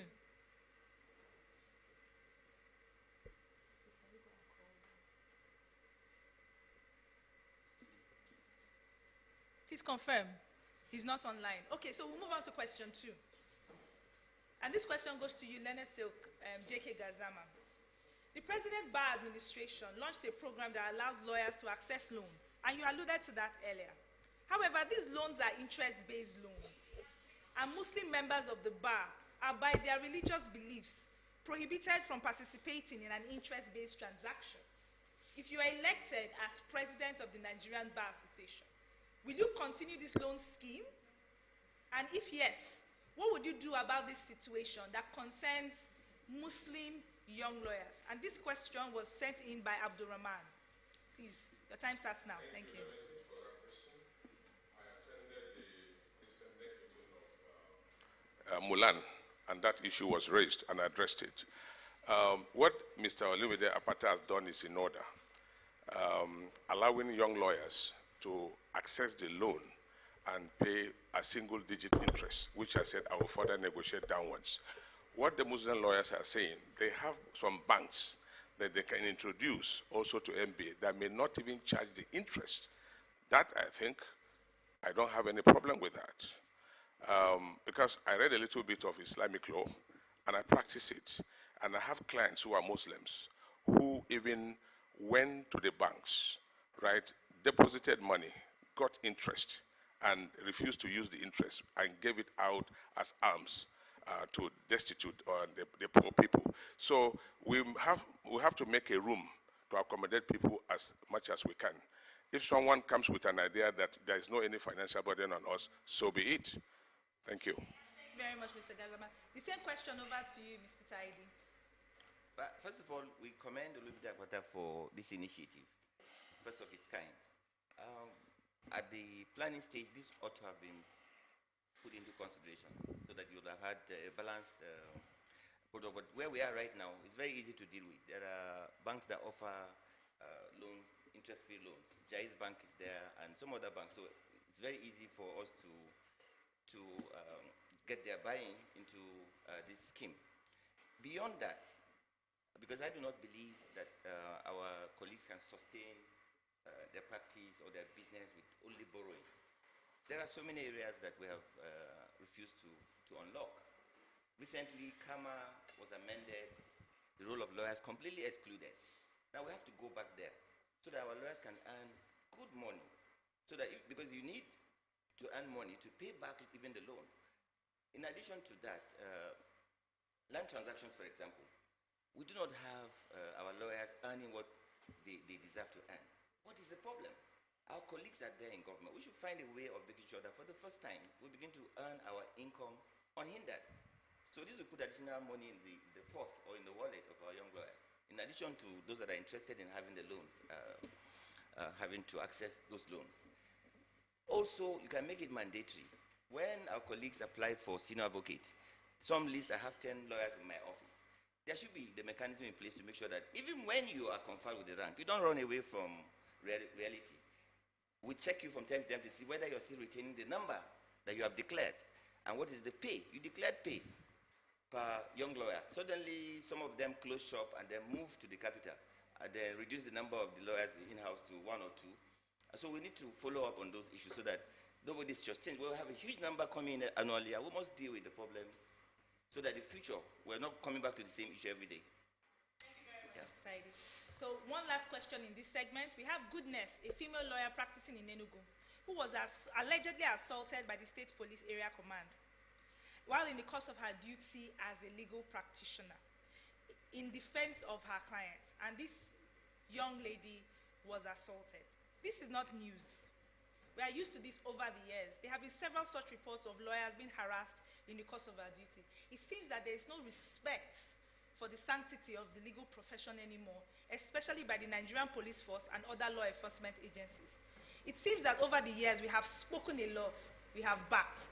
How much do you intend to bite if you are given the privilege to be the president of the Nigerian Bar Association? Over to you, Mr. Jeke Gazama. Yes, I condemn such acts of brutality, intimidation, subjugation, and the kind of ordeal that lawyers who are supposed to be hunters become hunted by the police and other security agencies.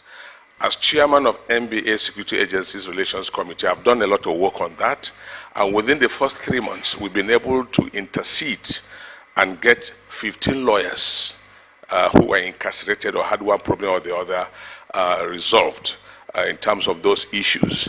We have had engagements with many of the security agencies. We have had town hall meetings, and we are coming up with terms of engagement. We are arranging with some NGOs workshops, seminars, symposia, conferences, and those things have been working.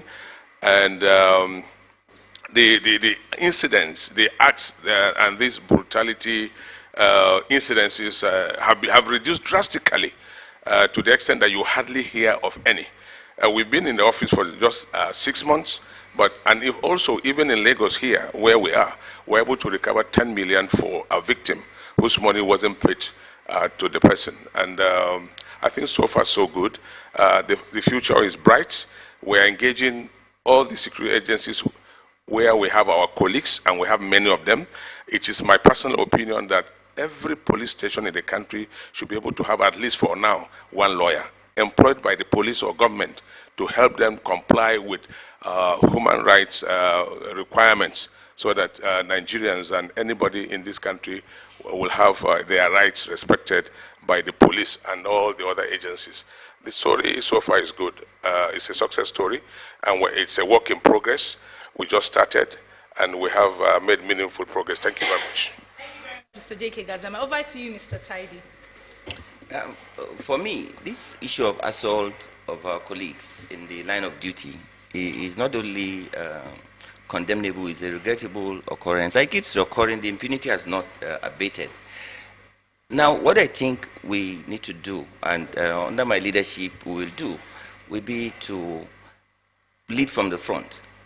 There has not been any single case of assault of a colleague in this country that has been followed through to ensuring that somebody is brought to book, either he or she loses his or her job, and is punished, because impunity will reign where there is no sanction. So we'll start from there.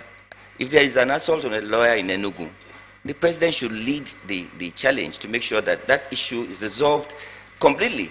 Secondly, so that you don't keep having discussing the problem without finding a solution to it.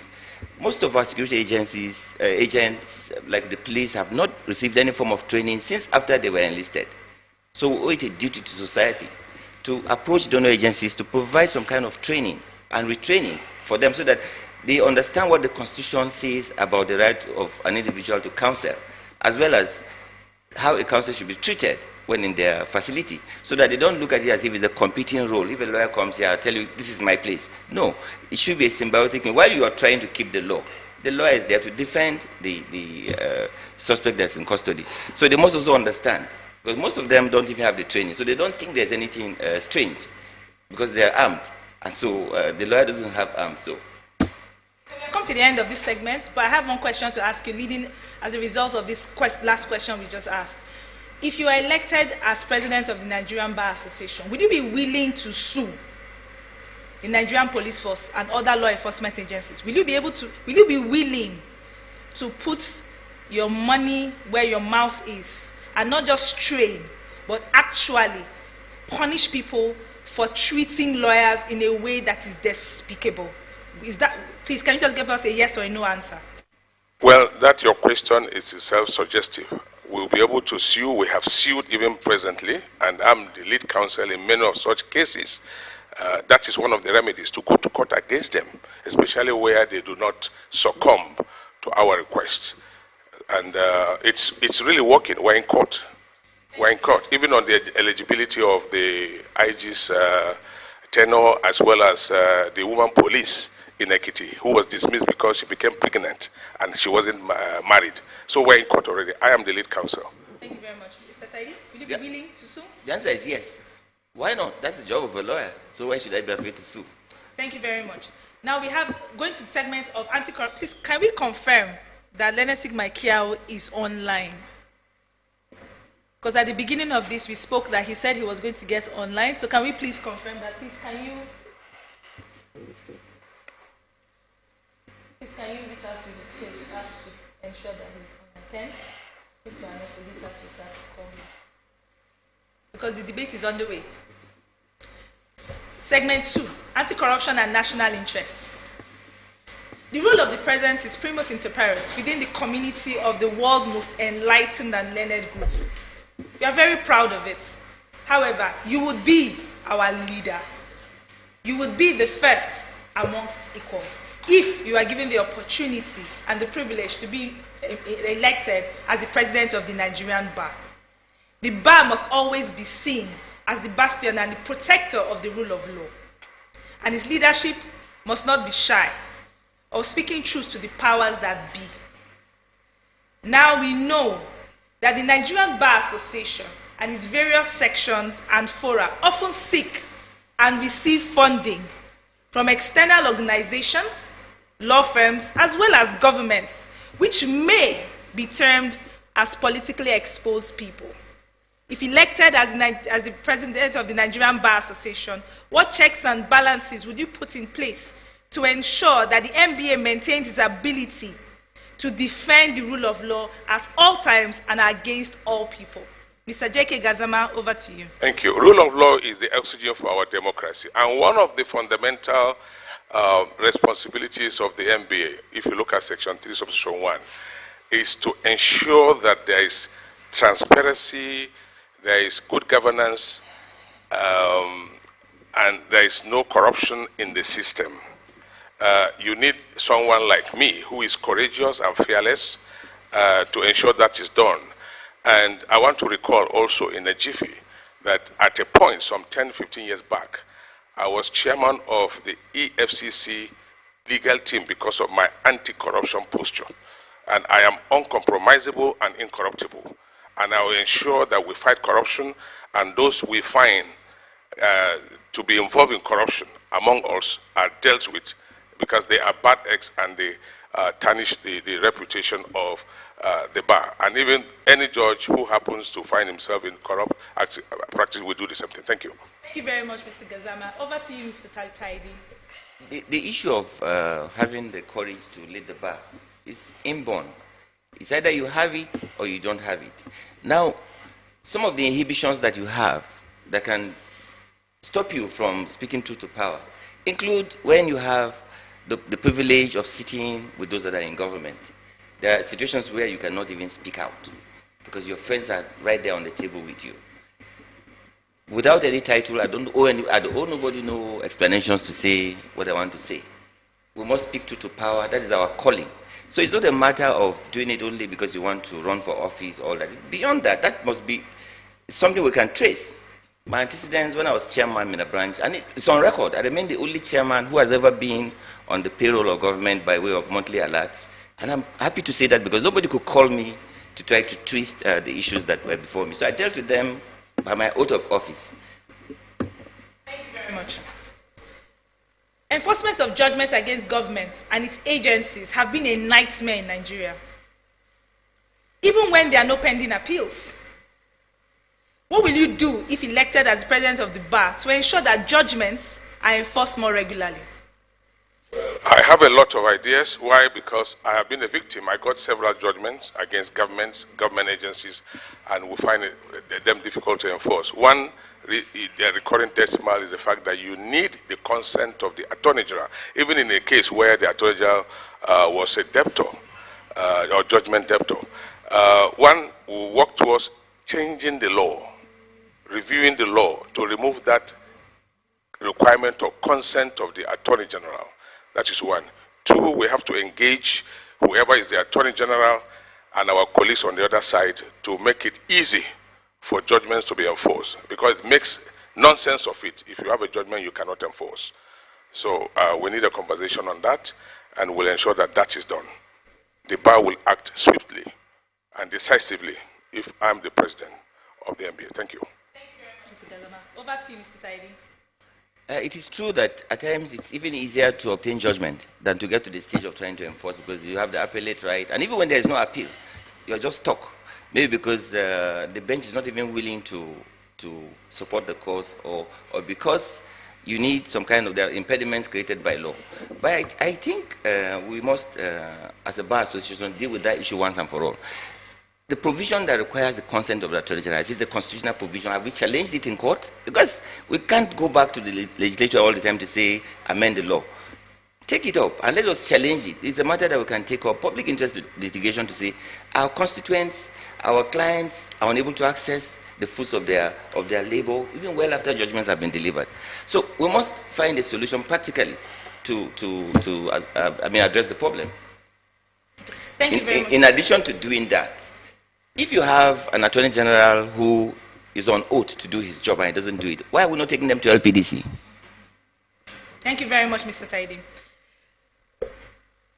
One of the recurring questions that we had among the young lawyers survey is their concern to get on a path to becoming an SA, senior advocate of Nigeria. They feel the path has been made very arduous by the people who have gone ahead of them, have intentionally tossed more obstacles in the path behind them to ensure that fewer people are able to qualify.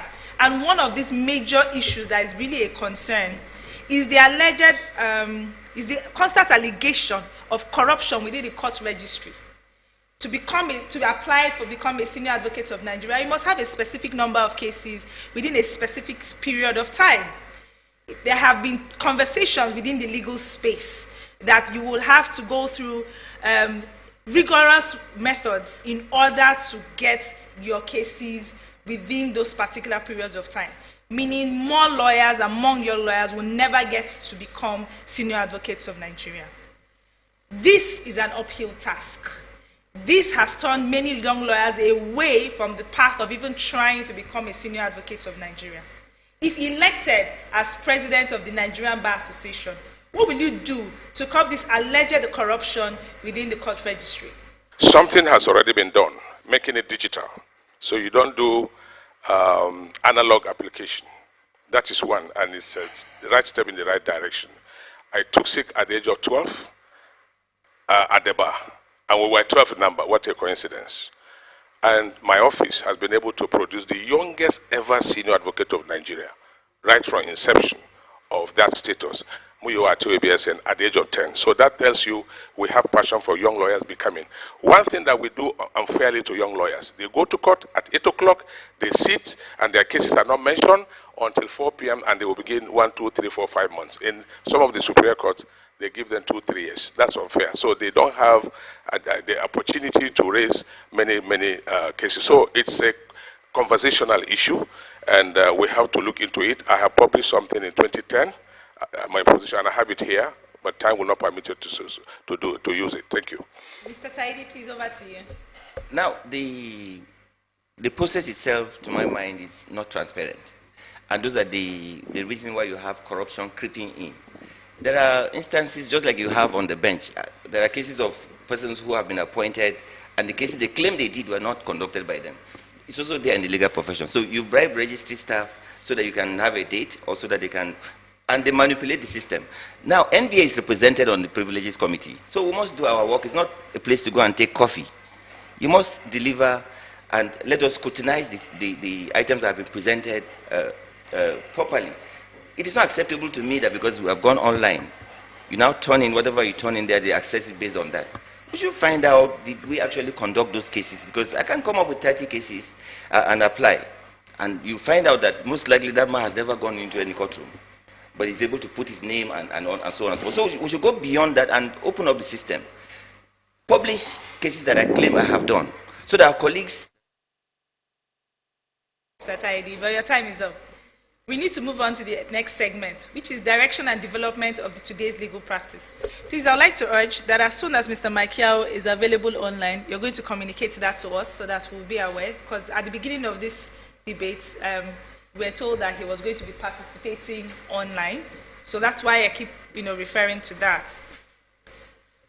The growth of any economy depends on many things. But we are talking about legal practice. So we believe that legal practice and the development of the legal services industry is one of the major contributors to the growth of any economy. However, today's legal practice is not at par with its legal services industry with many developed countries. If you were elected president, what are the specifics?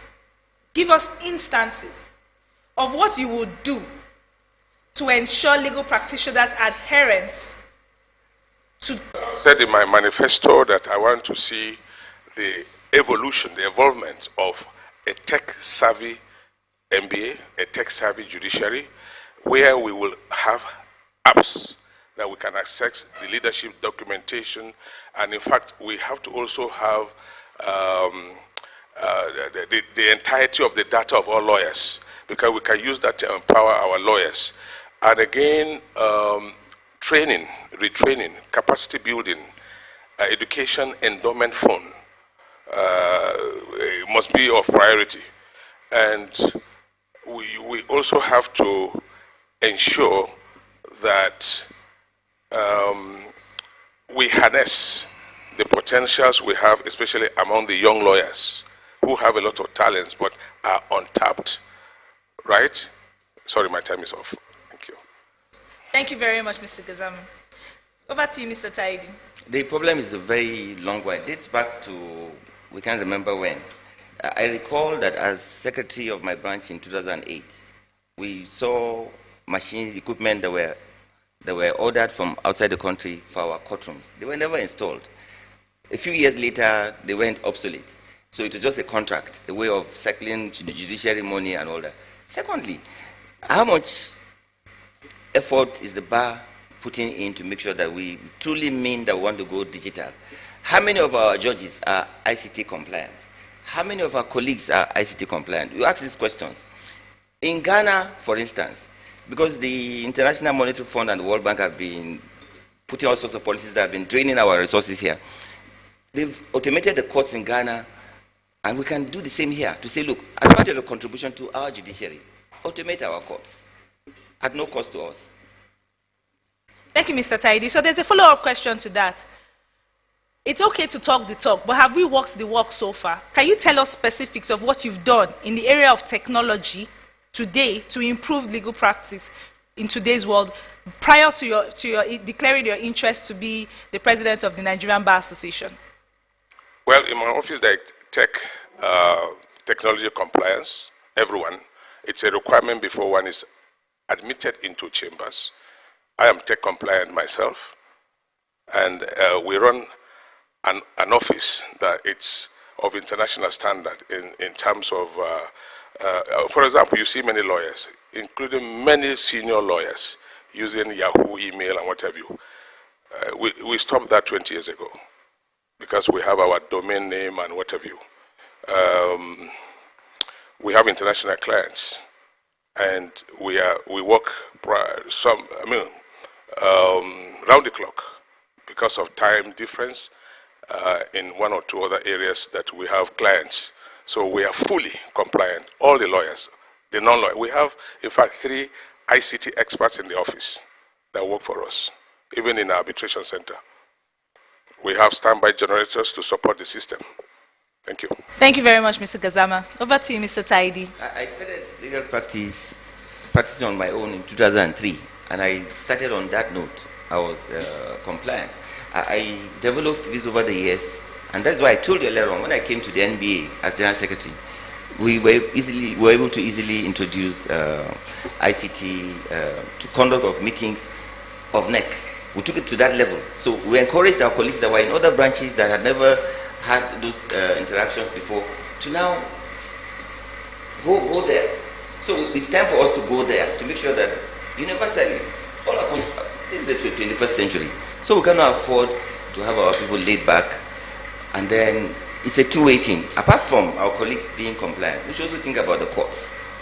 For me, any judge who is not ICT compliant, just calculate the entire package. Let them go on retirement. Bring on board people that will dispose of our cases speedily, because technology will aid the conduct of our cases. Thank you very much, Mr. Taidi. Now, Tokumbo sent in a question, and she said, I had an embarrassing experience where I was in court with an international client, and the court didn't sit due to a reason that sounded frivolous to any reasonable man, and would definitely not have passed the reasonable man's tests. This happens often within our judicial system. If elected as president, what will you do to curb such situation? I will ensure that our practice directions and rules of court are amended to specifically carry the requirement that a judge or a court that is not sitting must communicate the inability to sit to the parties or the counsel, probably 48 hours or a week, depending on the kind of case. That is unheard of. It's only in this part of the world that you hear that. We are entitled to courtesy from the court. After all, we all belong to the same, both the bar and the bench belong to the same profession. And this is something like a right to the client, so that the client does not waste money to travel and then be told that the case is no longer going on. We must go against that. Thank you. Okay, thank you very much, Mr. Gazama. Yes, Mr. Taidi? For me, it's deliberate that we have that problem, and we have not dealt with it because we think it's not a problem. The bar, over the years, has been busy doing very big things. We organize world-class conferences and so on and so forth. We have refused to pay attention to these small things, our daily practice. Why should I go into the courtroom where my phone number and email address is subscribed on the processes are filed, and I'm told after waiting for 2 hours in presence of my client that my lord is indisposed, or that my lord is attending a conference and so the court proceedings will not go on, and we won't even give you a date until my lord comes back and all that? What are we doing? We should look for, apply penalties. If a judge does not have the courtesy to us, why should we also now be extending courtesy to them? Because it's a two-way thing. So we should get to the stage where we tell my lord that, oh, of course, you must respect us as much as we respect you. So we get to that level where we have to be practical so that the impunity will stop. Thank you very much, Mr. Taidi. Now, we have some questions that have been generated online, and the first one is very, very simple. What have you already done with the way that the Lord has blessed you? What have you done for lawyers with disability? That goes to you, Mr. J.K. Gazama. Well, there is opportunity for them in my office. Year in, year out they come, as externs, as interns, as corpers. There was a time we had one as an employee who has left for greener pastures. And in our office, we have provided facilities for them. For example, we have a ramp, we have a parking space for those with disabilities, we have a lift, and we have reception where they sit, take water, they are assisted. We even have 1 or 2 hearing equipment and even stretchers and things like that. So we are at their beck and call at all times, because it can happen to anybody. And I believe seriously that there is ability in disability. Thank you very much, Mr. Gazama. Over to you, Mr. Taidi. The question was, what have you done so far? I've been fortunate. I attended the University of Jos that itself is compliant to our colleagues that are with disabilities, right from the stage of training. I had 2 classmates that are physically challenged. One of them has got a sight problem, the other one has other forms of disability. And so, nobody normally would want to live with a physically challenged fellow student and all that. At some point, I had the man who is challenged with the eyesight as my roommate. We discuss every day as if things are just normal. I help him update his notes. He also helped me do 1 or 2 things that are related to legal practice. So I've carried that even to my practice. To the extent, if you come to my house, I have also made provision for physically challenged persons. So I'm friendly in all spheres. And I've advocated that our courts mandatorily should have provision for physically challenged persons, colleagues of ours. Okay, thank you very much. The next question says this. continuity begets legacy. The NBA is plagued with one inherent defect, that the key players step down after 2 years. As a young lawyer, I asked the candidates, what key achievements of the current administration do they intend to continue in order to establish a legacy? And this is from a lawyer that is, well, it's not actually from 6 to 10 years. So, well, the foundation of my manifesto is continuity and innovation. Continuity because Apata has done well. Mr. Apata has done well, and we need to continue from where he's stopping. For example, the stamp and seal, right? We need to make it, probably increase the number from 1 to 2 or 2 to 3 packs freely, especially to young lawyers who have paid the practicing fees, and then make it smoother, more efficient and effective. And then we need also, for example, the insecurity issue he has been able to take care by appointing me as the chairman. We need to continue with that, because if you have a secured environment, you can do your work and raise funds. Then access to finance. You have also so many areas he has done well, like fight against injustice to our people and compliance with rule of law. Thank you. Very much, Mr. Gazama. There will be some follow-up questions to that, but I'll just give Mr. Taidi an opportunity to speak to that issue. For me, everything that he's doing that is good, we'll continue with. We'll also go backwards a little bit. I've been in NEC since 2008, and I know there are fantastic policies that we had in the past that we can also bring on board. But for the current, I'll pay greater attention to the Institute of ICLE. I say that because there's a mandatory requirement in the laws, in the LPA, for you to earn credit hours, for specific periods, and nobody bothers about it. At the root of most of the problems that we have is that how often do we go back to retrain? And we have an institute, so why should we be running away from that institute? So we prioritize it so that it becomes mandatory. Move it around the country so that our branches, small or big, are able to leverage on that, and then we go at par. An equipped lawyer is ready to face any part of the challenges that you may bring. And thank you very much, Mr. Taidi. Mr. Gazama, you raised the issue of stamp and seal. There has been a recurring question on why this, the duration for the stamp and seal should be just 1 year, and then the unnecessary process for renewing that stamp and seal, which may come within the next 1 year.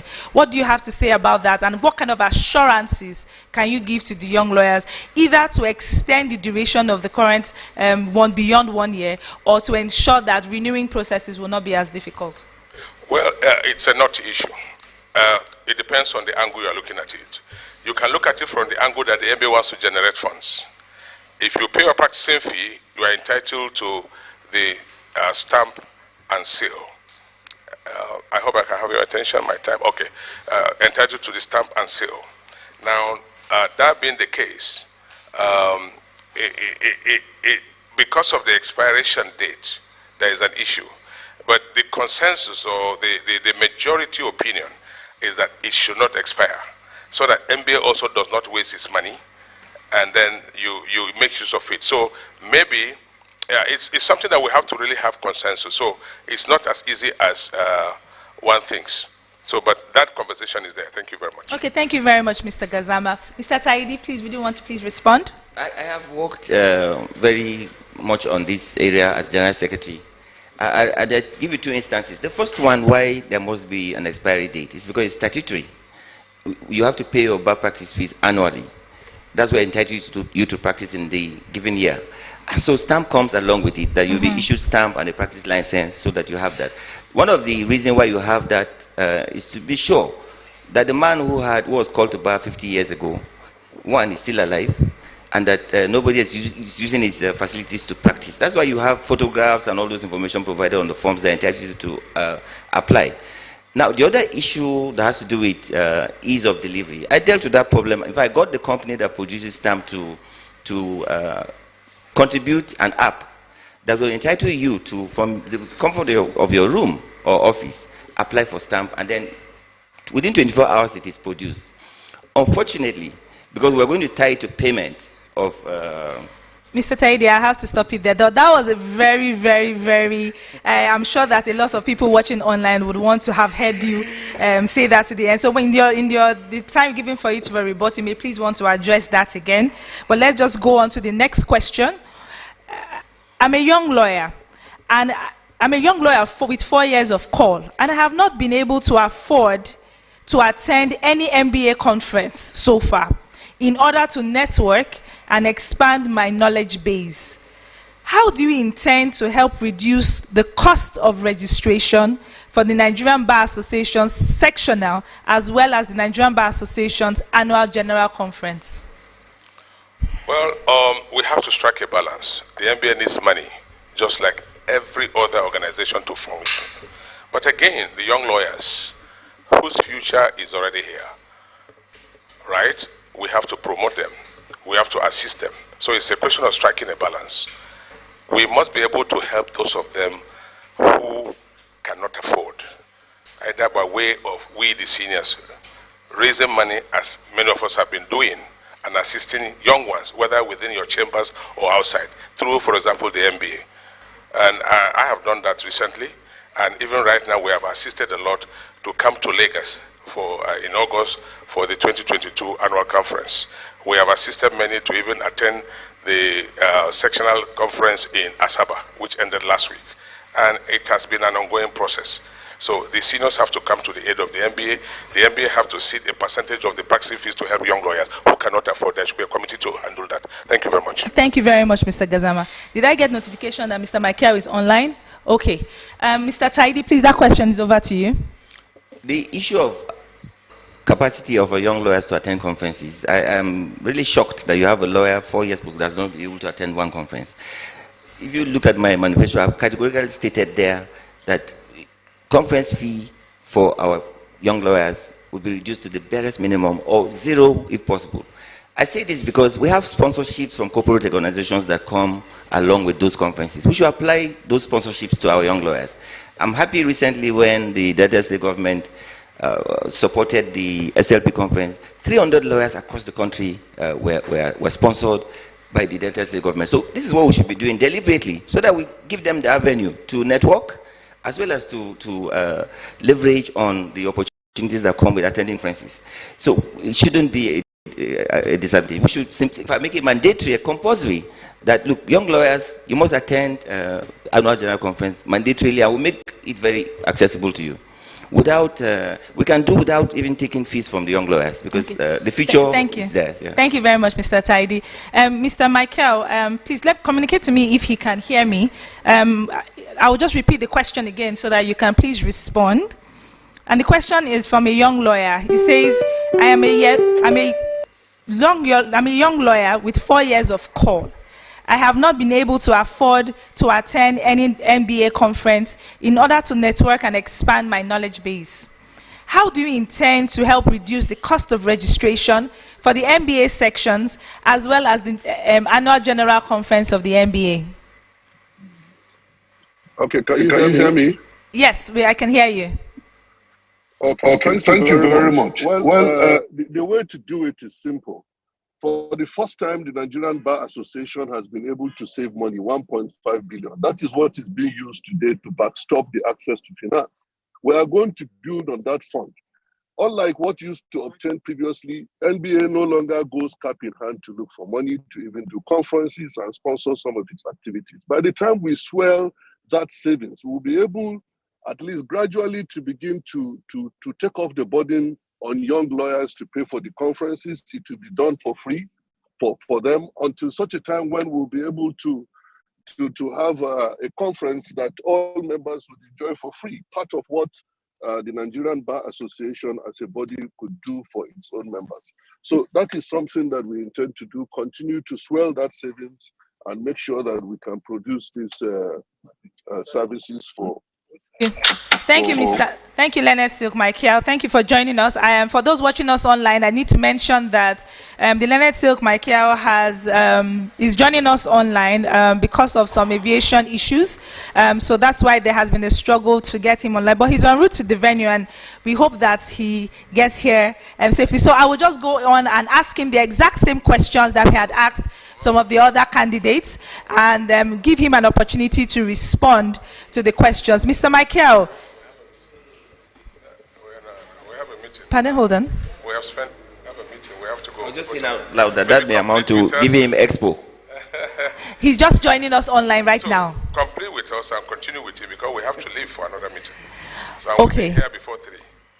Okay, Mr. Michael. Yes, I'm making my way into the venue now. Sorry about that.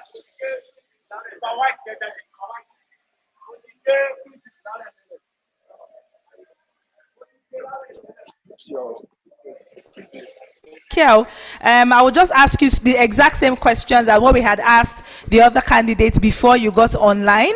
And the very first question, which was majority of the questions we had, was from young lawyers concerning the issue of remuneration.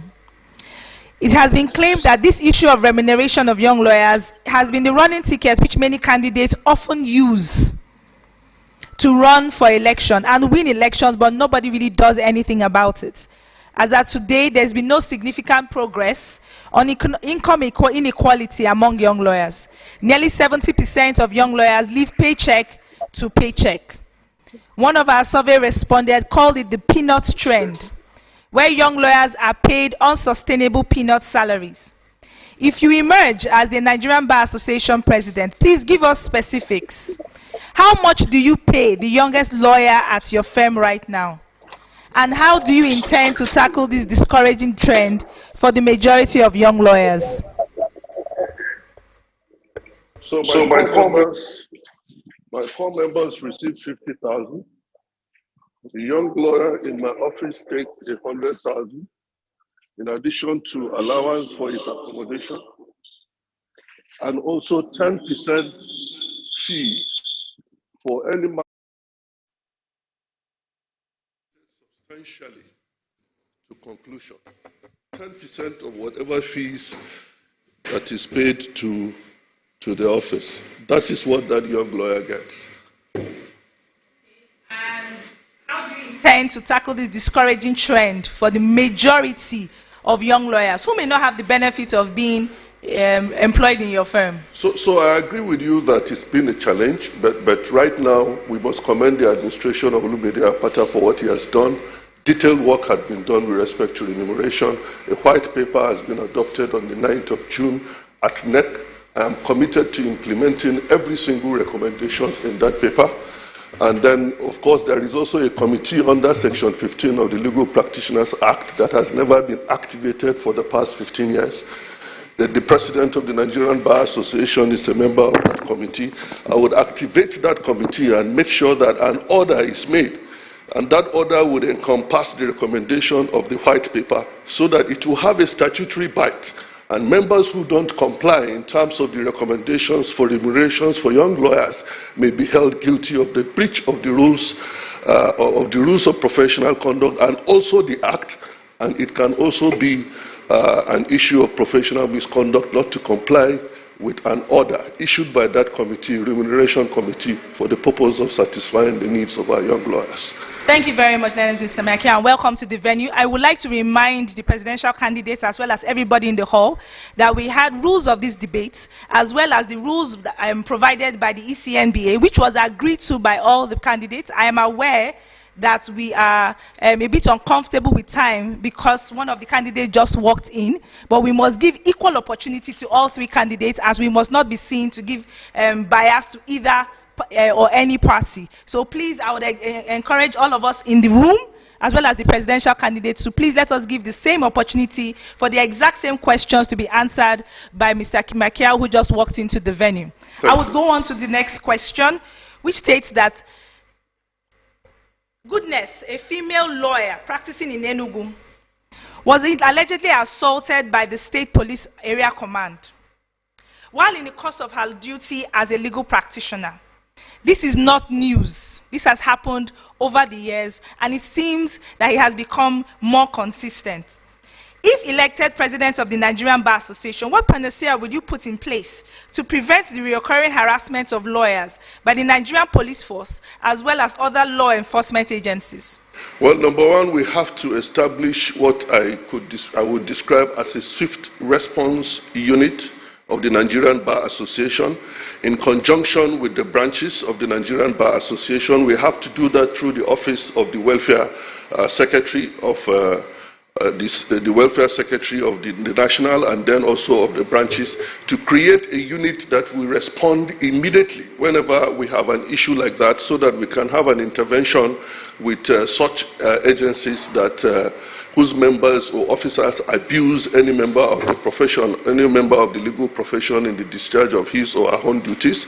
But on the long run, like I said in my manifesto, we have to begin to develop programs. We also have to populate these agencies with our members with the best of excellence, so that by the time they get into the system, this trend will definitely change. So the sort of interface we have with these agencies, and then on the immediate, and then on the long run, how we get on the platform of the Nigerian Bar Association, members of the legal profession get into this system, because not all of us want to do the traditional practice that we have now. So as many of our members that want to join these agencies, will also provide that platform of getting them into these agencies. And gradually, in another 10 years or so, the DPO in that division might just be someone who is a product of the Nigerian Bar Association, and you would agree with me that the attitude would change. So also if it happens to be the Commissioner of Police, and gradually would come out to have an Inspector General of Police who could just be a product of that process, that intervention by the Nigerian Bar Association in helping its members get into these agencies. By the time they assume positions like that, we populate the system with them, we'll be able to have a robust relationship with these agencies, and such abuses will be reduced to minimum. Right. Thank you very much. As a follow-up question to that, what have you done prior to your indicating interest that to be elected into the role as the president of the Nigerian Bar Association? What have you done so far, and are you going to be willing to sue if you are given the privilege to be elected as the president of the Nigerian Bar Association? Sue, I will sue. That's the only thing I've done for 30-something years now. For 32 years, I have been someone in court. That is where I practice my promotion of the rule of law. If I identify any injury anywhere, I know by the special grace of God, the expertise that God has given to me as a lawyer, I know where to look for the remedy. And the only thing that I can do, which is the only civilized means by which you can seek for remedy, is to sue. Yes, I am prepared to sue. I have sued in the past. I have stood for our colleagues in situations like that, and gotten them off such situations, and it's something that I'm prepared to continue to do even as the president of the Nigerian Bar Association. In fact, it gives us even a bigger platform to do the little things that we've been doing in our little corners. That is why we want to step on that particular platform, because these are things that we have done in the past in our little corners, and then getting the opportunity by the grace of God when I become the president of the Nigerian Bar Association, it simply affords us the platform to even do more. So my answer is yes, absolutely yes, without any pretension. We would do that, and we would pursue anybody that seeks to molest any member of the profession, and make sure that we bring such a person to book, either an authority or an individual. Very much, Mr. Michael. The President Bar's administration launched a program that allows lawyers to access loans. It's very laudable. However, these loans are interest-based. And Muslim members of the bar, by their religious beliefs, prohibited from participating in interest-based transactions. If you are elected as president, what will you do? Will you continue this loan scheme as is? And if yes, what will you do about this situation? I said it earlier that the 1.5 billion that has been put together by Olumide Akpata is a savings that we are going to swell. By the special grace of God, by the end of the first year of administration, we will take that money to over 2 billion naira. And we will also continue to negotiate the interest rate. And we must commend Olumide Akpata for being able to negotiate a single-digit interest rate on the loan. And of course, we have to take into account our Muslim colleagues who, by their faith, are not allowed to participate into any financial transaction that attracts interest. I happen to come from Kebbi, even though I'm a Christian, I have very clear understanding of this fact.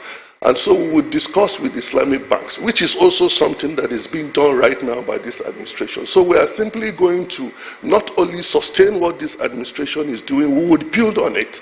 That is the commitment we are doing, or we are giving to the Nigerian Bar Association at the very minimum. Thank you very much, Mr. Michael. At the end of this segment, would any of the other candidates like to rebut or further assert your position, having heard all the candidates speak on these issues? Would you like to take up the opportunity to rebut or further assert your position? Yeah, Yes, maybe by way of a footnote, the 1.5 billion in the bank, if I become the president, I will work to add the same amount, but not to touch it. So we need to wait until probably that account gets fat into something like 5 billion, 10 billion for some other successive administrations to come and probably use them. But this is the time to lay the foundation. Two critical factors in every endeavor, if you want to succeed: creativity and innovation. And the sky is your beginning space. Thank you. Thank you very much, Mr. Gazama. Mr. Taidi, the floor is open to you. Would you like to rebut or further assert your point? Leonard Silk, while hitting on the issue of remuneration for young lawyers, mentioned that the need for sanctions to be applied. And all that. My worry is there's no law that makes it mandatory for our colleagues to employ a young lawyer. So if you begin to apply sanctions, you as well say, okay, nobody will employ young lawyers anymore. And that's why I think my position stands out to say the bar must set the criteria and then we follow it through. So you bring a matter of sanction only when, of course, there's a mandatory requirement. Otherwise, you're not going to get there. Thank you very much. That brings on to the end of the first segment for you, Mr. Mikey. And we'll just ask you some questions. Would I have a chance to add something to this? Because they have spoken on it previously. Maybe you by were way of given the addition. same opportunity to speak on... Or later? No, you were given the same opportunity, same time frame as everybody else here. So the rebuttal... Please go ahead with your rebuttal.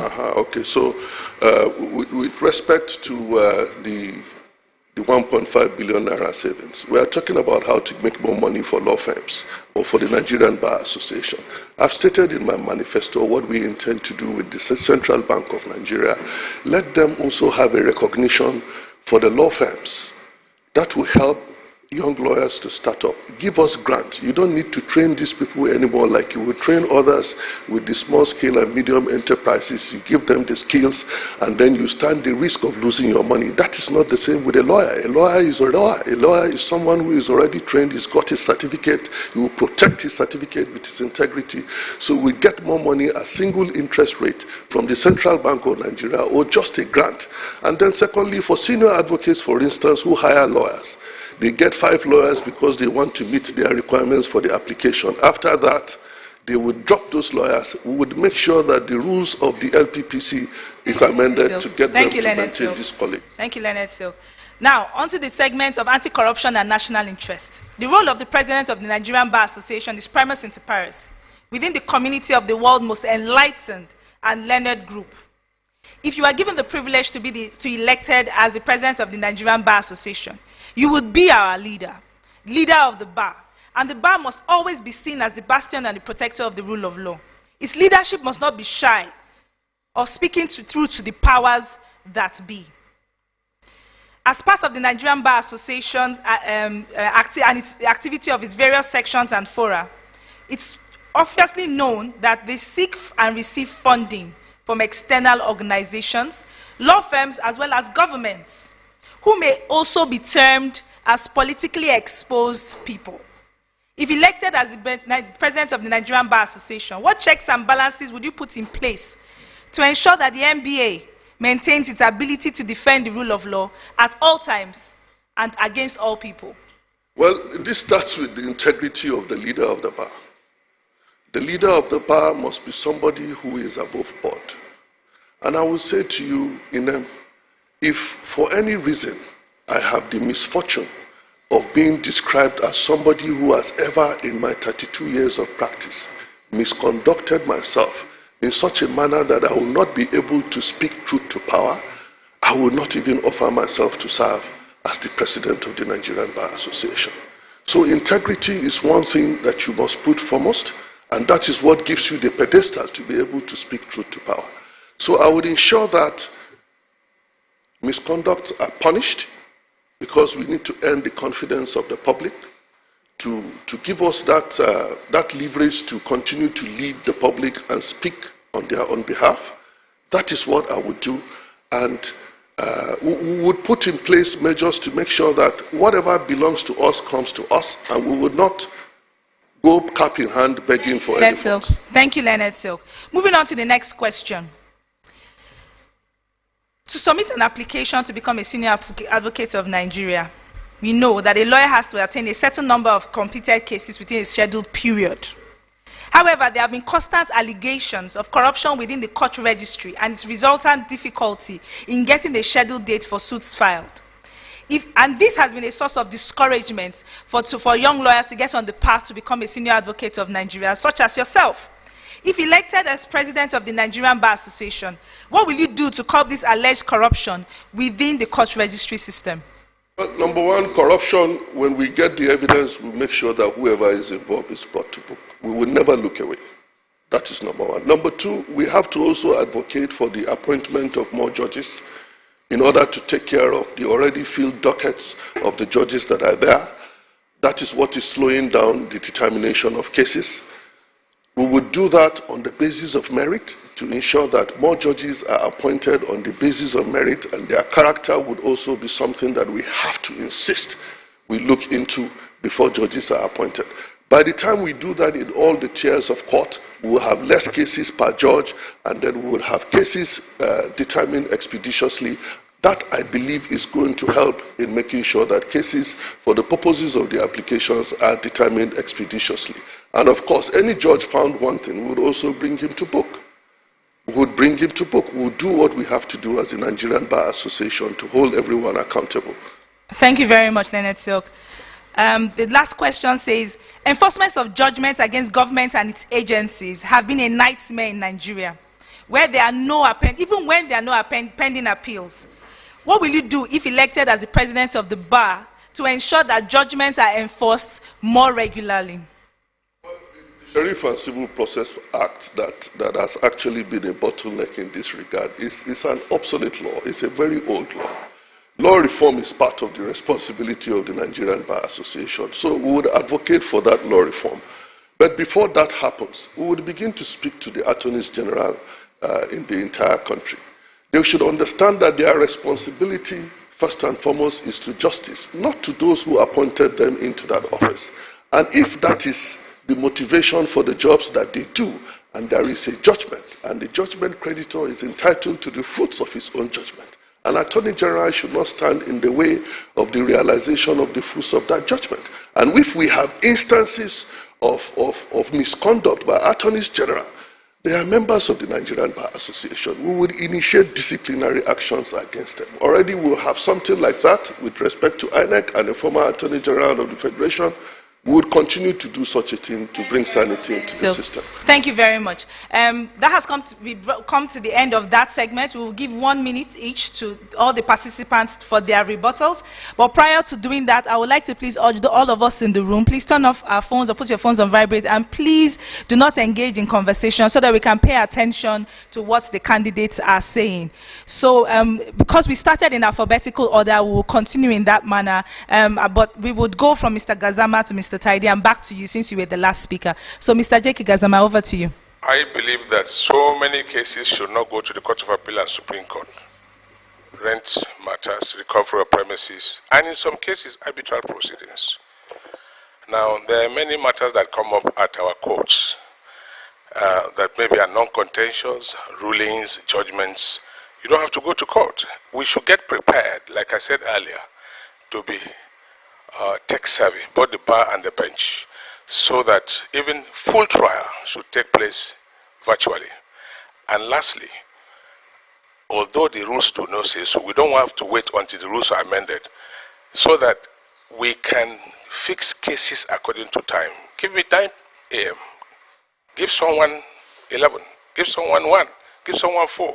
So that the young ones, and in fact, indeed, every lawyer and even the parties can come to court at the appropriate time so that you don't waste their time.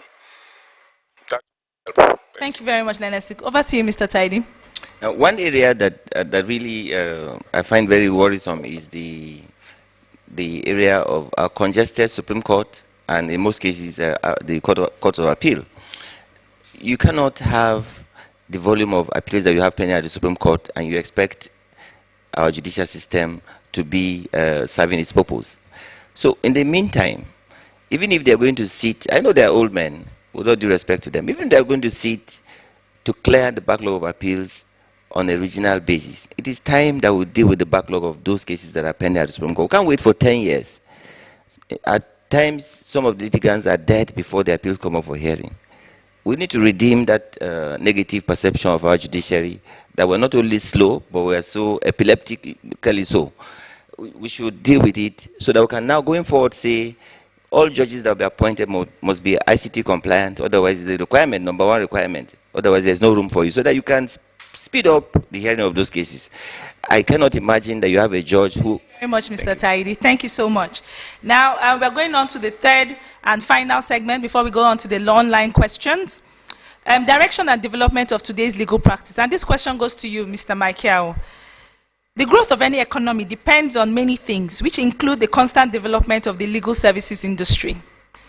If you were elected president, what will you do to ensure legal practitioners' adherence to the duty of competence, especially in technology? Yes, so technology is not an option for anyone.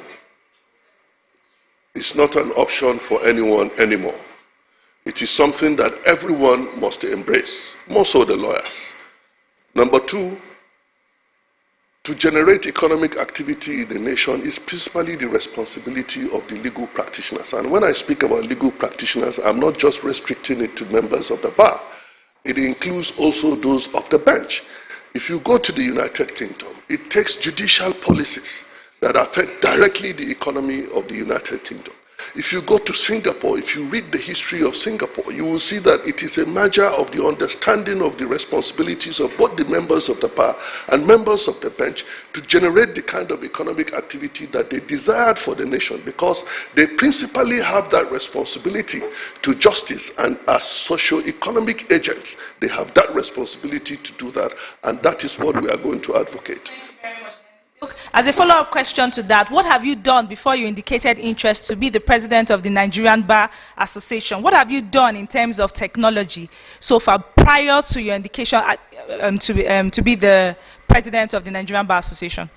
Interesting. Before I began to vie for the office of the president of the Nigerian Bar Association, I've developed my office to a fully digitized office.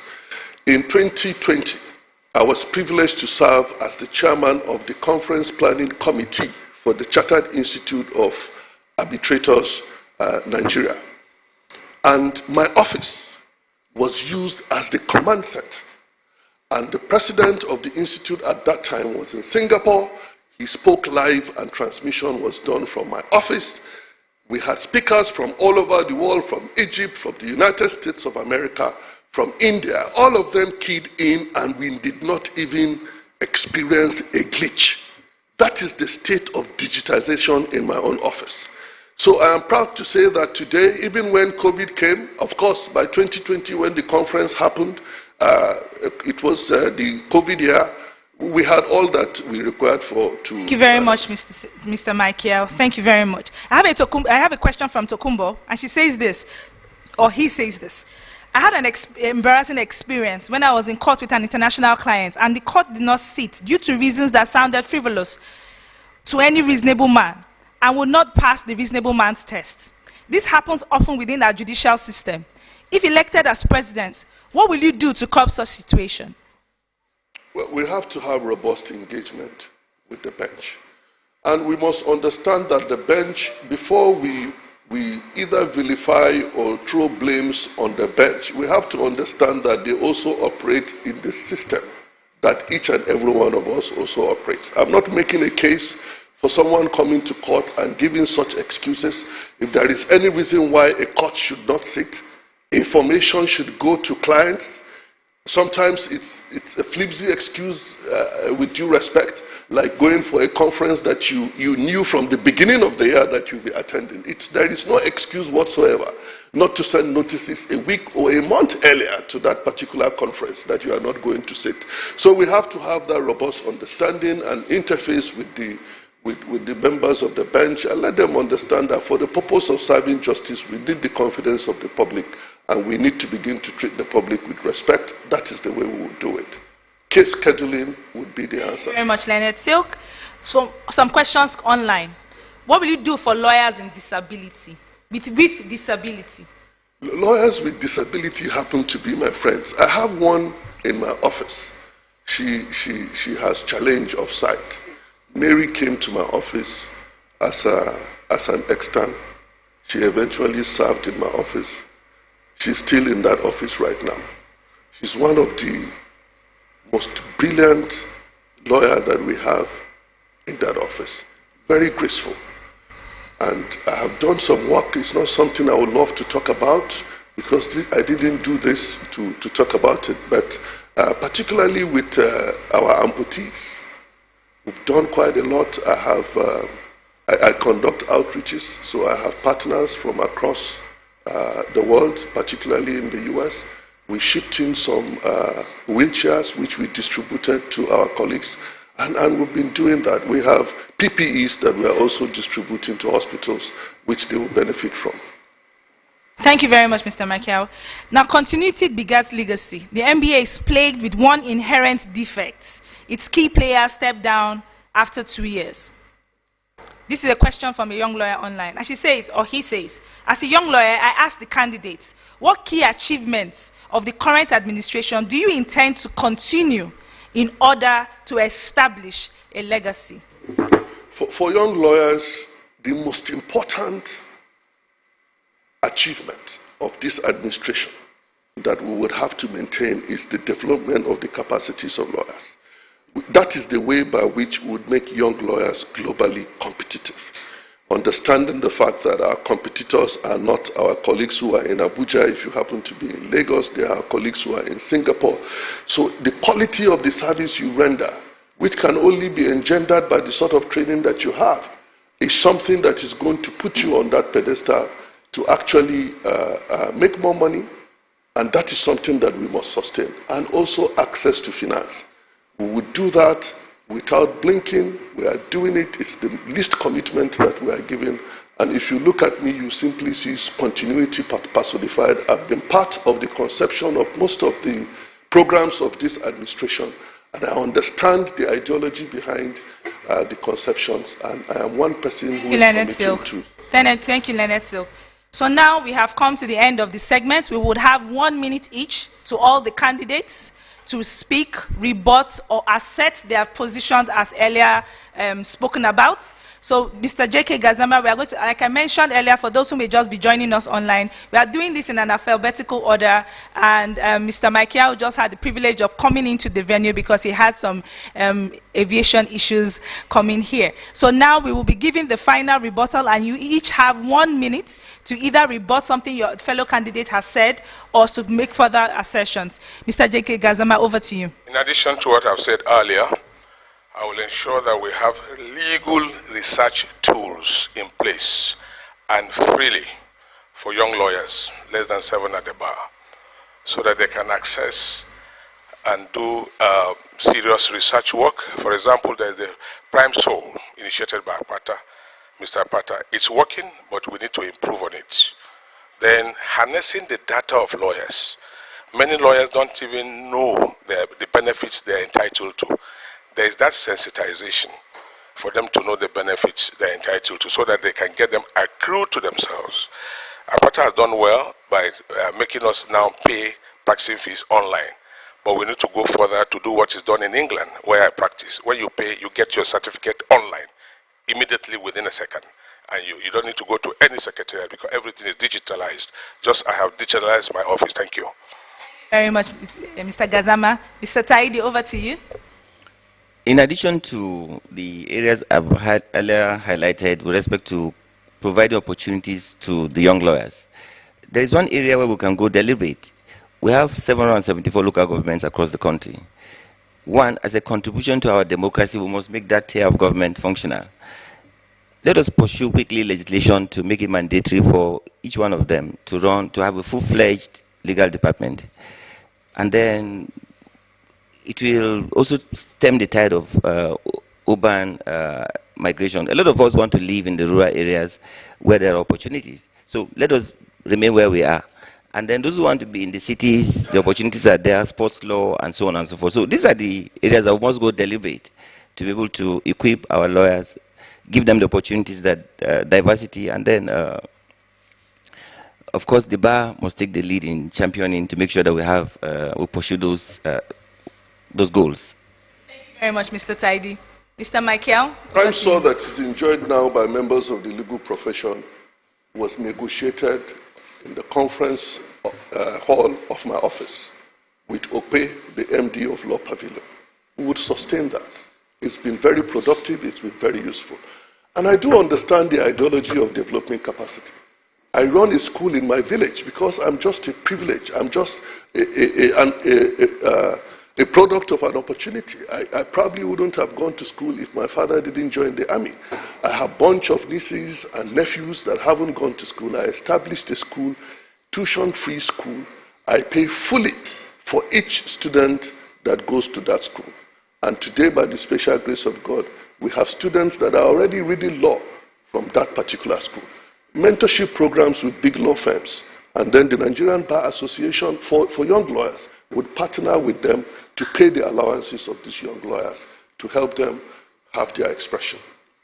Thank you very much, Mr. Michael. One final question.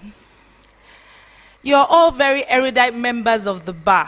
However, it's been obvious to us that in the years past, the NBA has been riddled with disharmony. You've run a very strong campaign against one another. If elected as president, tell us what you intend to do to ensure a harmonious connection, coordination between your campaign team and that of your opposing candidates to work together to improve the bar. Alphabetically, Mr. J.K. Gazama, over to you. So far, so good. And for example, the trio of us, my cow, Tidy, and my humble self, we work harmoniously, without bitterness, and no infringements into anybody's rights and what have you. That is what should be. You need good leadership. But above all, we need to enforce. The rules are already there. We need to just enforce them and make them work and let everyone comply. And the ECMBA should not just be a dog that barks. It must bite. Where you are wrong, and you must be told. And they must enforce it. We need a dog that has teeth to bite. So enforcement is the problem. The laws are there, generally speaking. Enforcement, courage, ability to enforce our laws. So we'll ensure enforcement. Thank you. Mr. Taidi, over to you, please. Today, you have quite a lot of my friends. We've been together for a long time. Today, they're supporting my big opponents. I have no reason to quarrel with them because it's just a matter of elections. As soon as the winner is announced, we must work together. The bar belongs to all of us to build. Beyond that, we must be exemplary. What is the kind of example we want to showcase to the Nigerian society? If we end up excluding those who did not work with us directly and we win an election. So we must be very exemplary so that there is a big lesson the Nigerian society will learn from us. That is not about bitterness, it's about trying to build a common association for our benefit. So it cannot be, it's not nobody's property, so you cannot come and own it. So it belongs to all of us, and we must get to that point where the winner doesn't take all. Open your hands to others so that they can come on board. Everybody has something to contribute. And so you must tap from those fantastic ideas that our colleagues do have. Thank you very much. Better, yeah. Thank you very much. And over to you, Mr. Michael. Yes, thank you very much. And that is why, by the special grace of God, we are committed to building a dynamic bar Dynamism is what I represent. I connect with the older lawyers. I connect with my contemporaries. I also connect easily with the younger ones.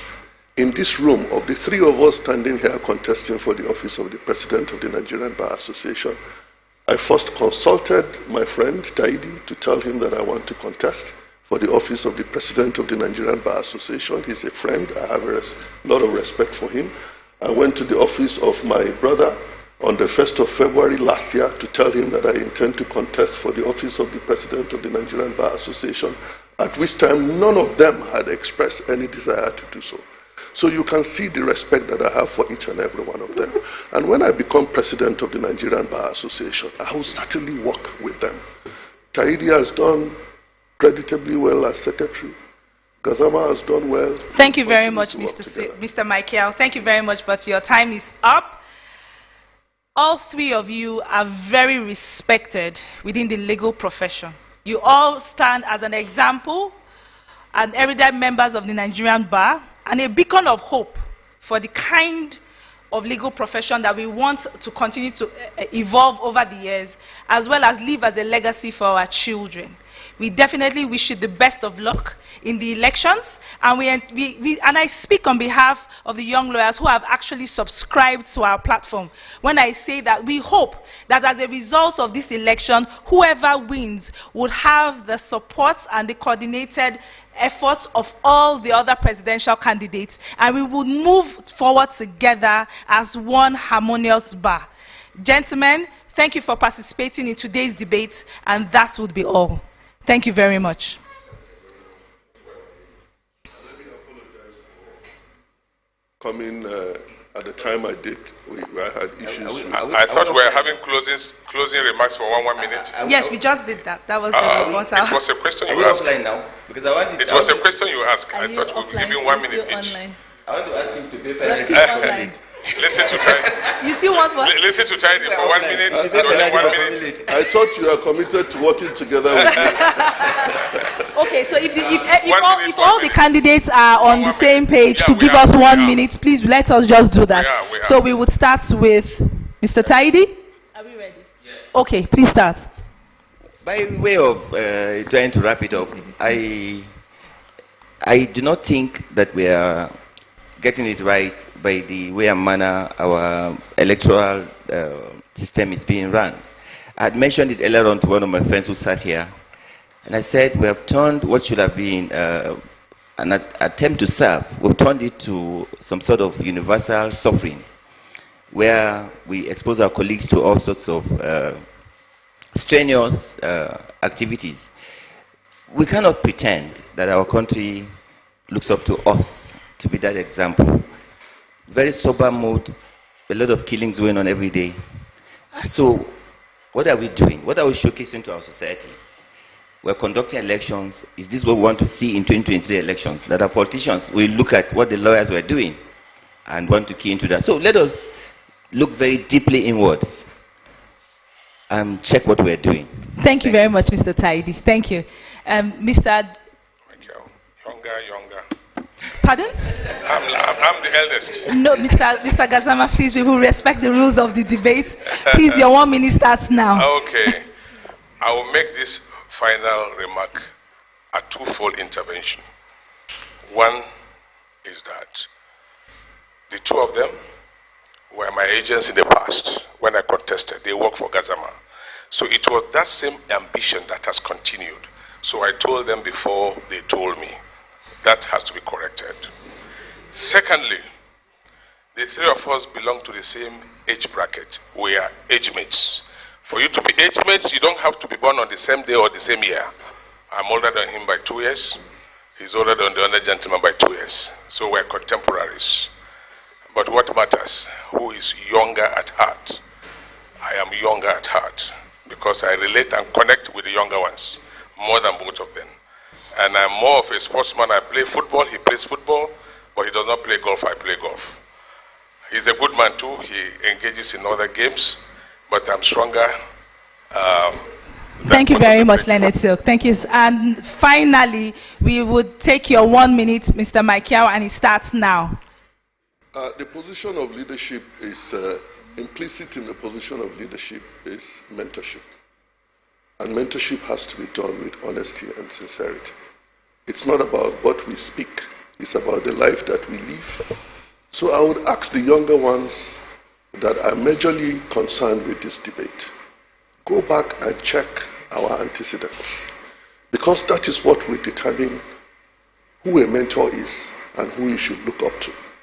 I understand that if you are a good lawyer with 80% knowledge of law and 20% integrity only, you would fail. But swap the proportion. 20% knowledge of law and 80% integrity, you will succeed because you'll be honest about the law that you know. Let us be honest in mentoring our younger ones.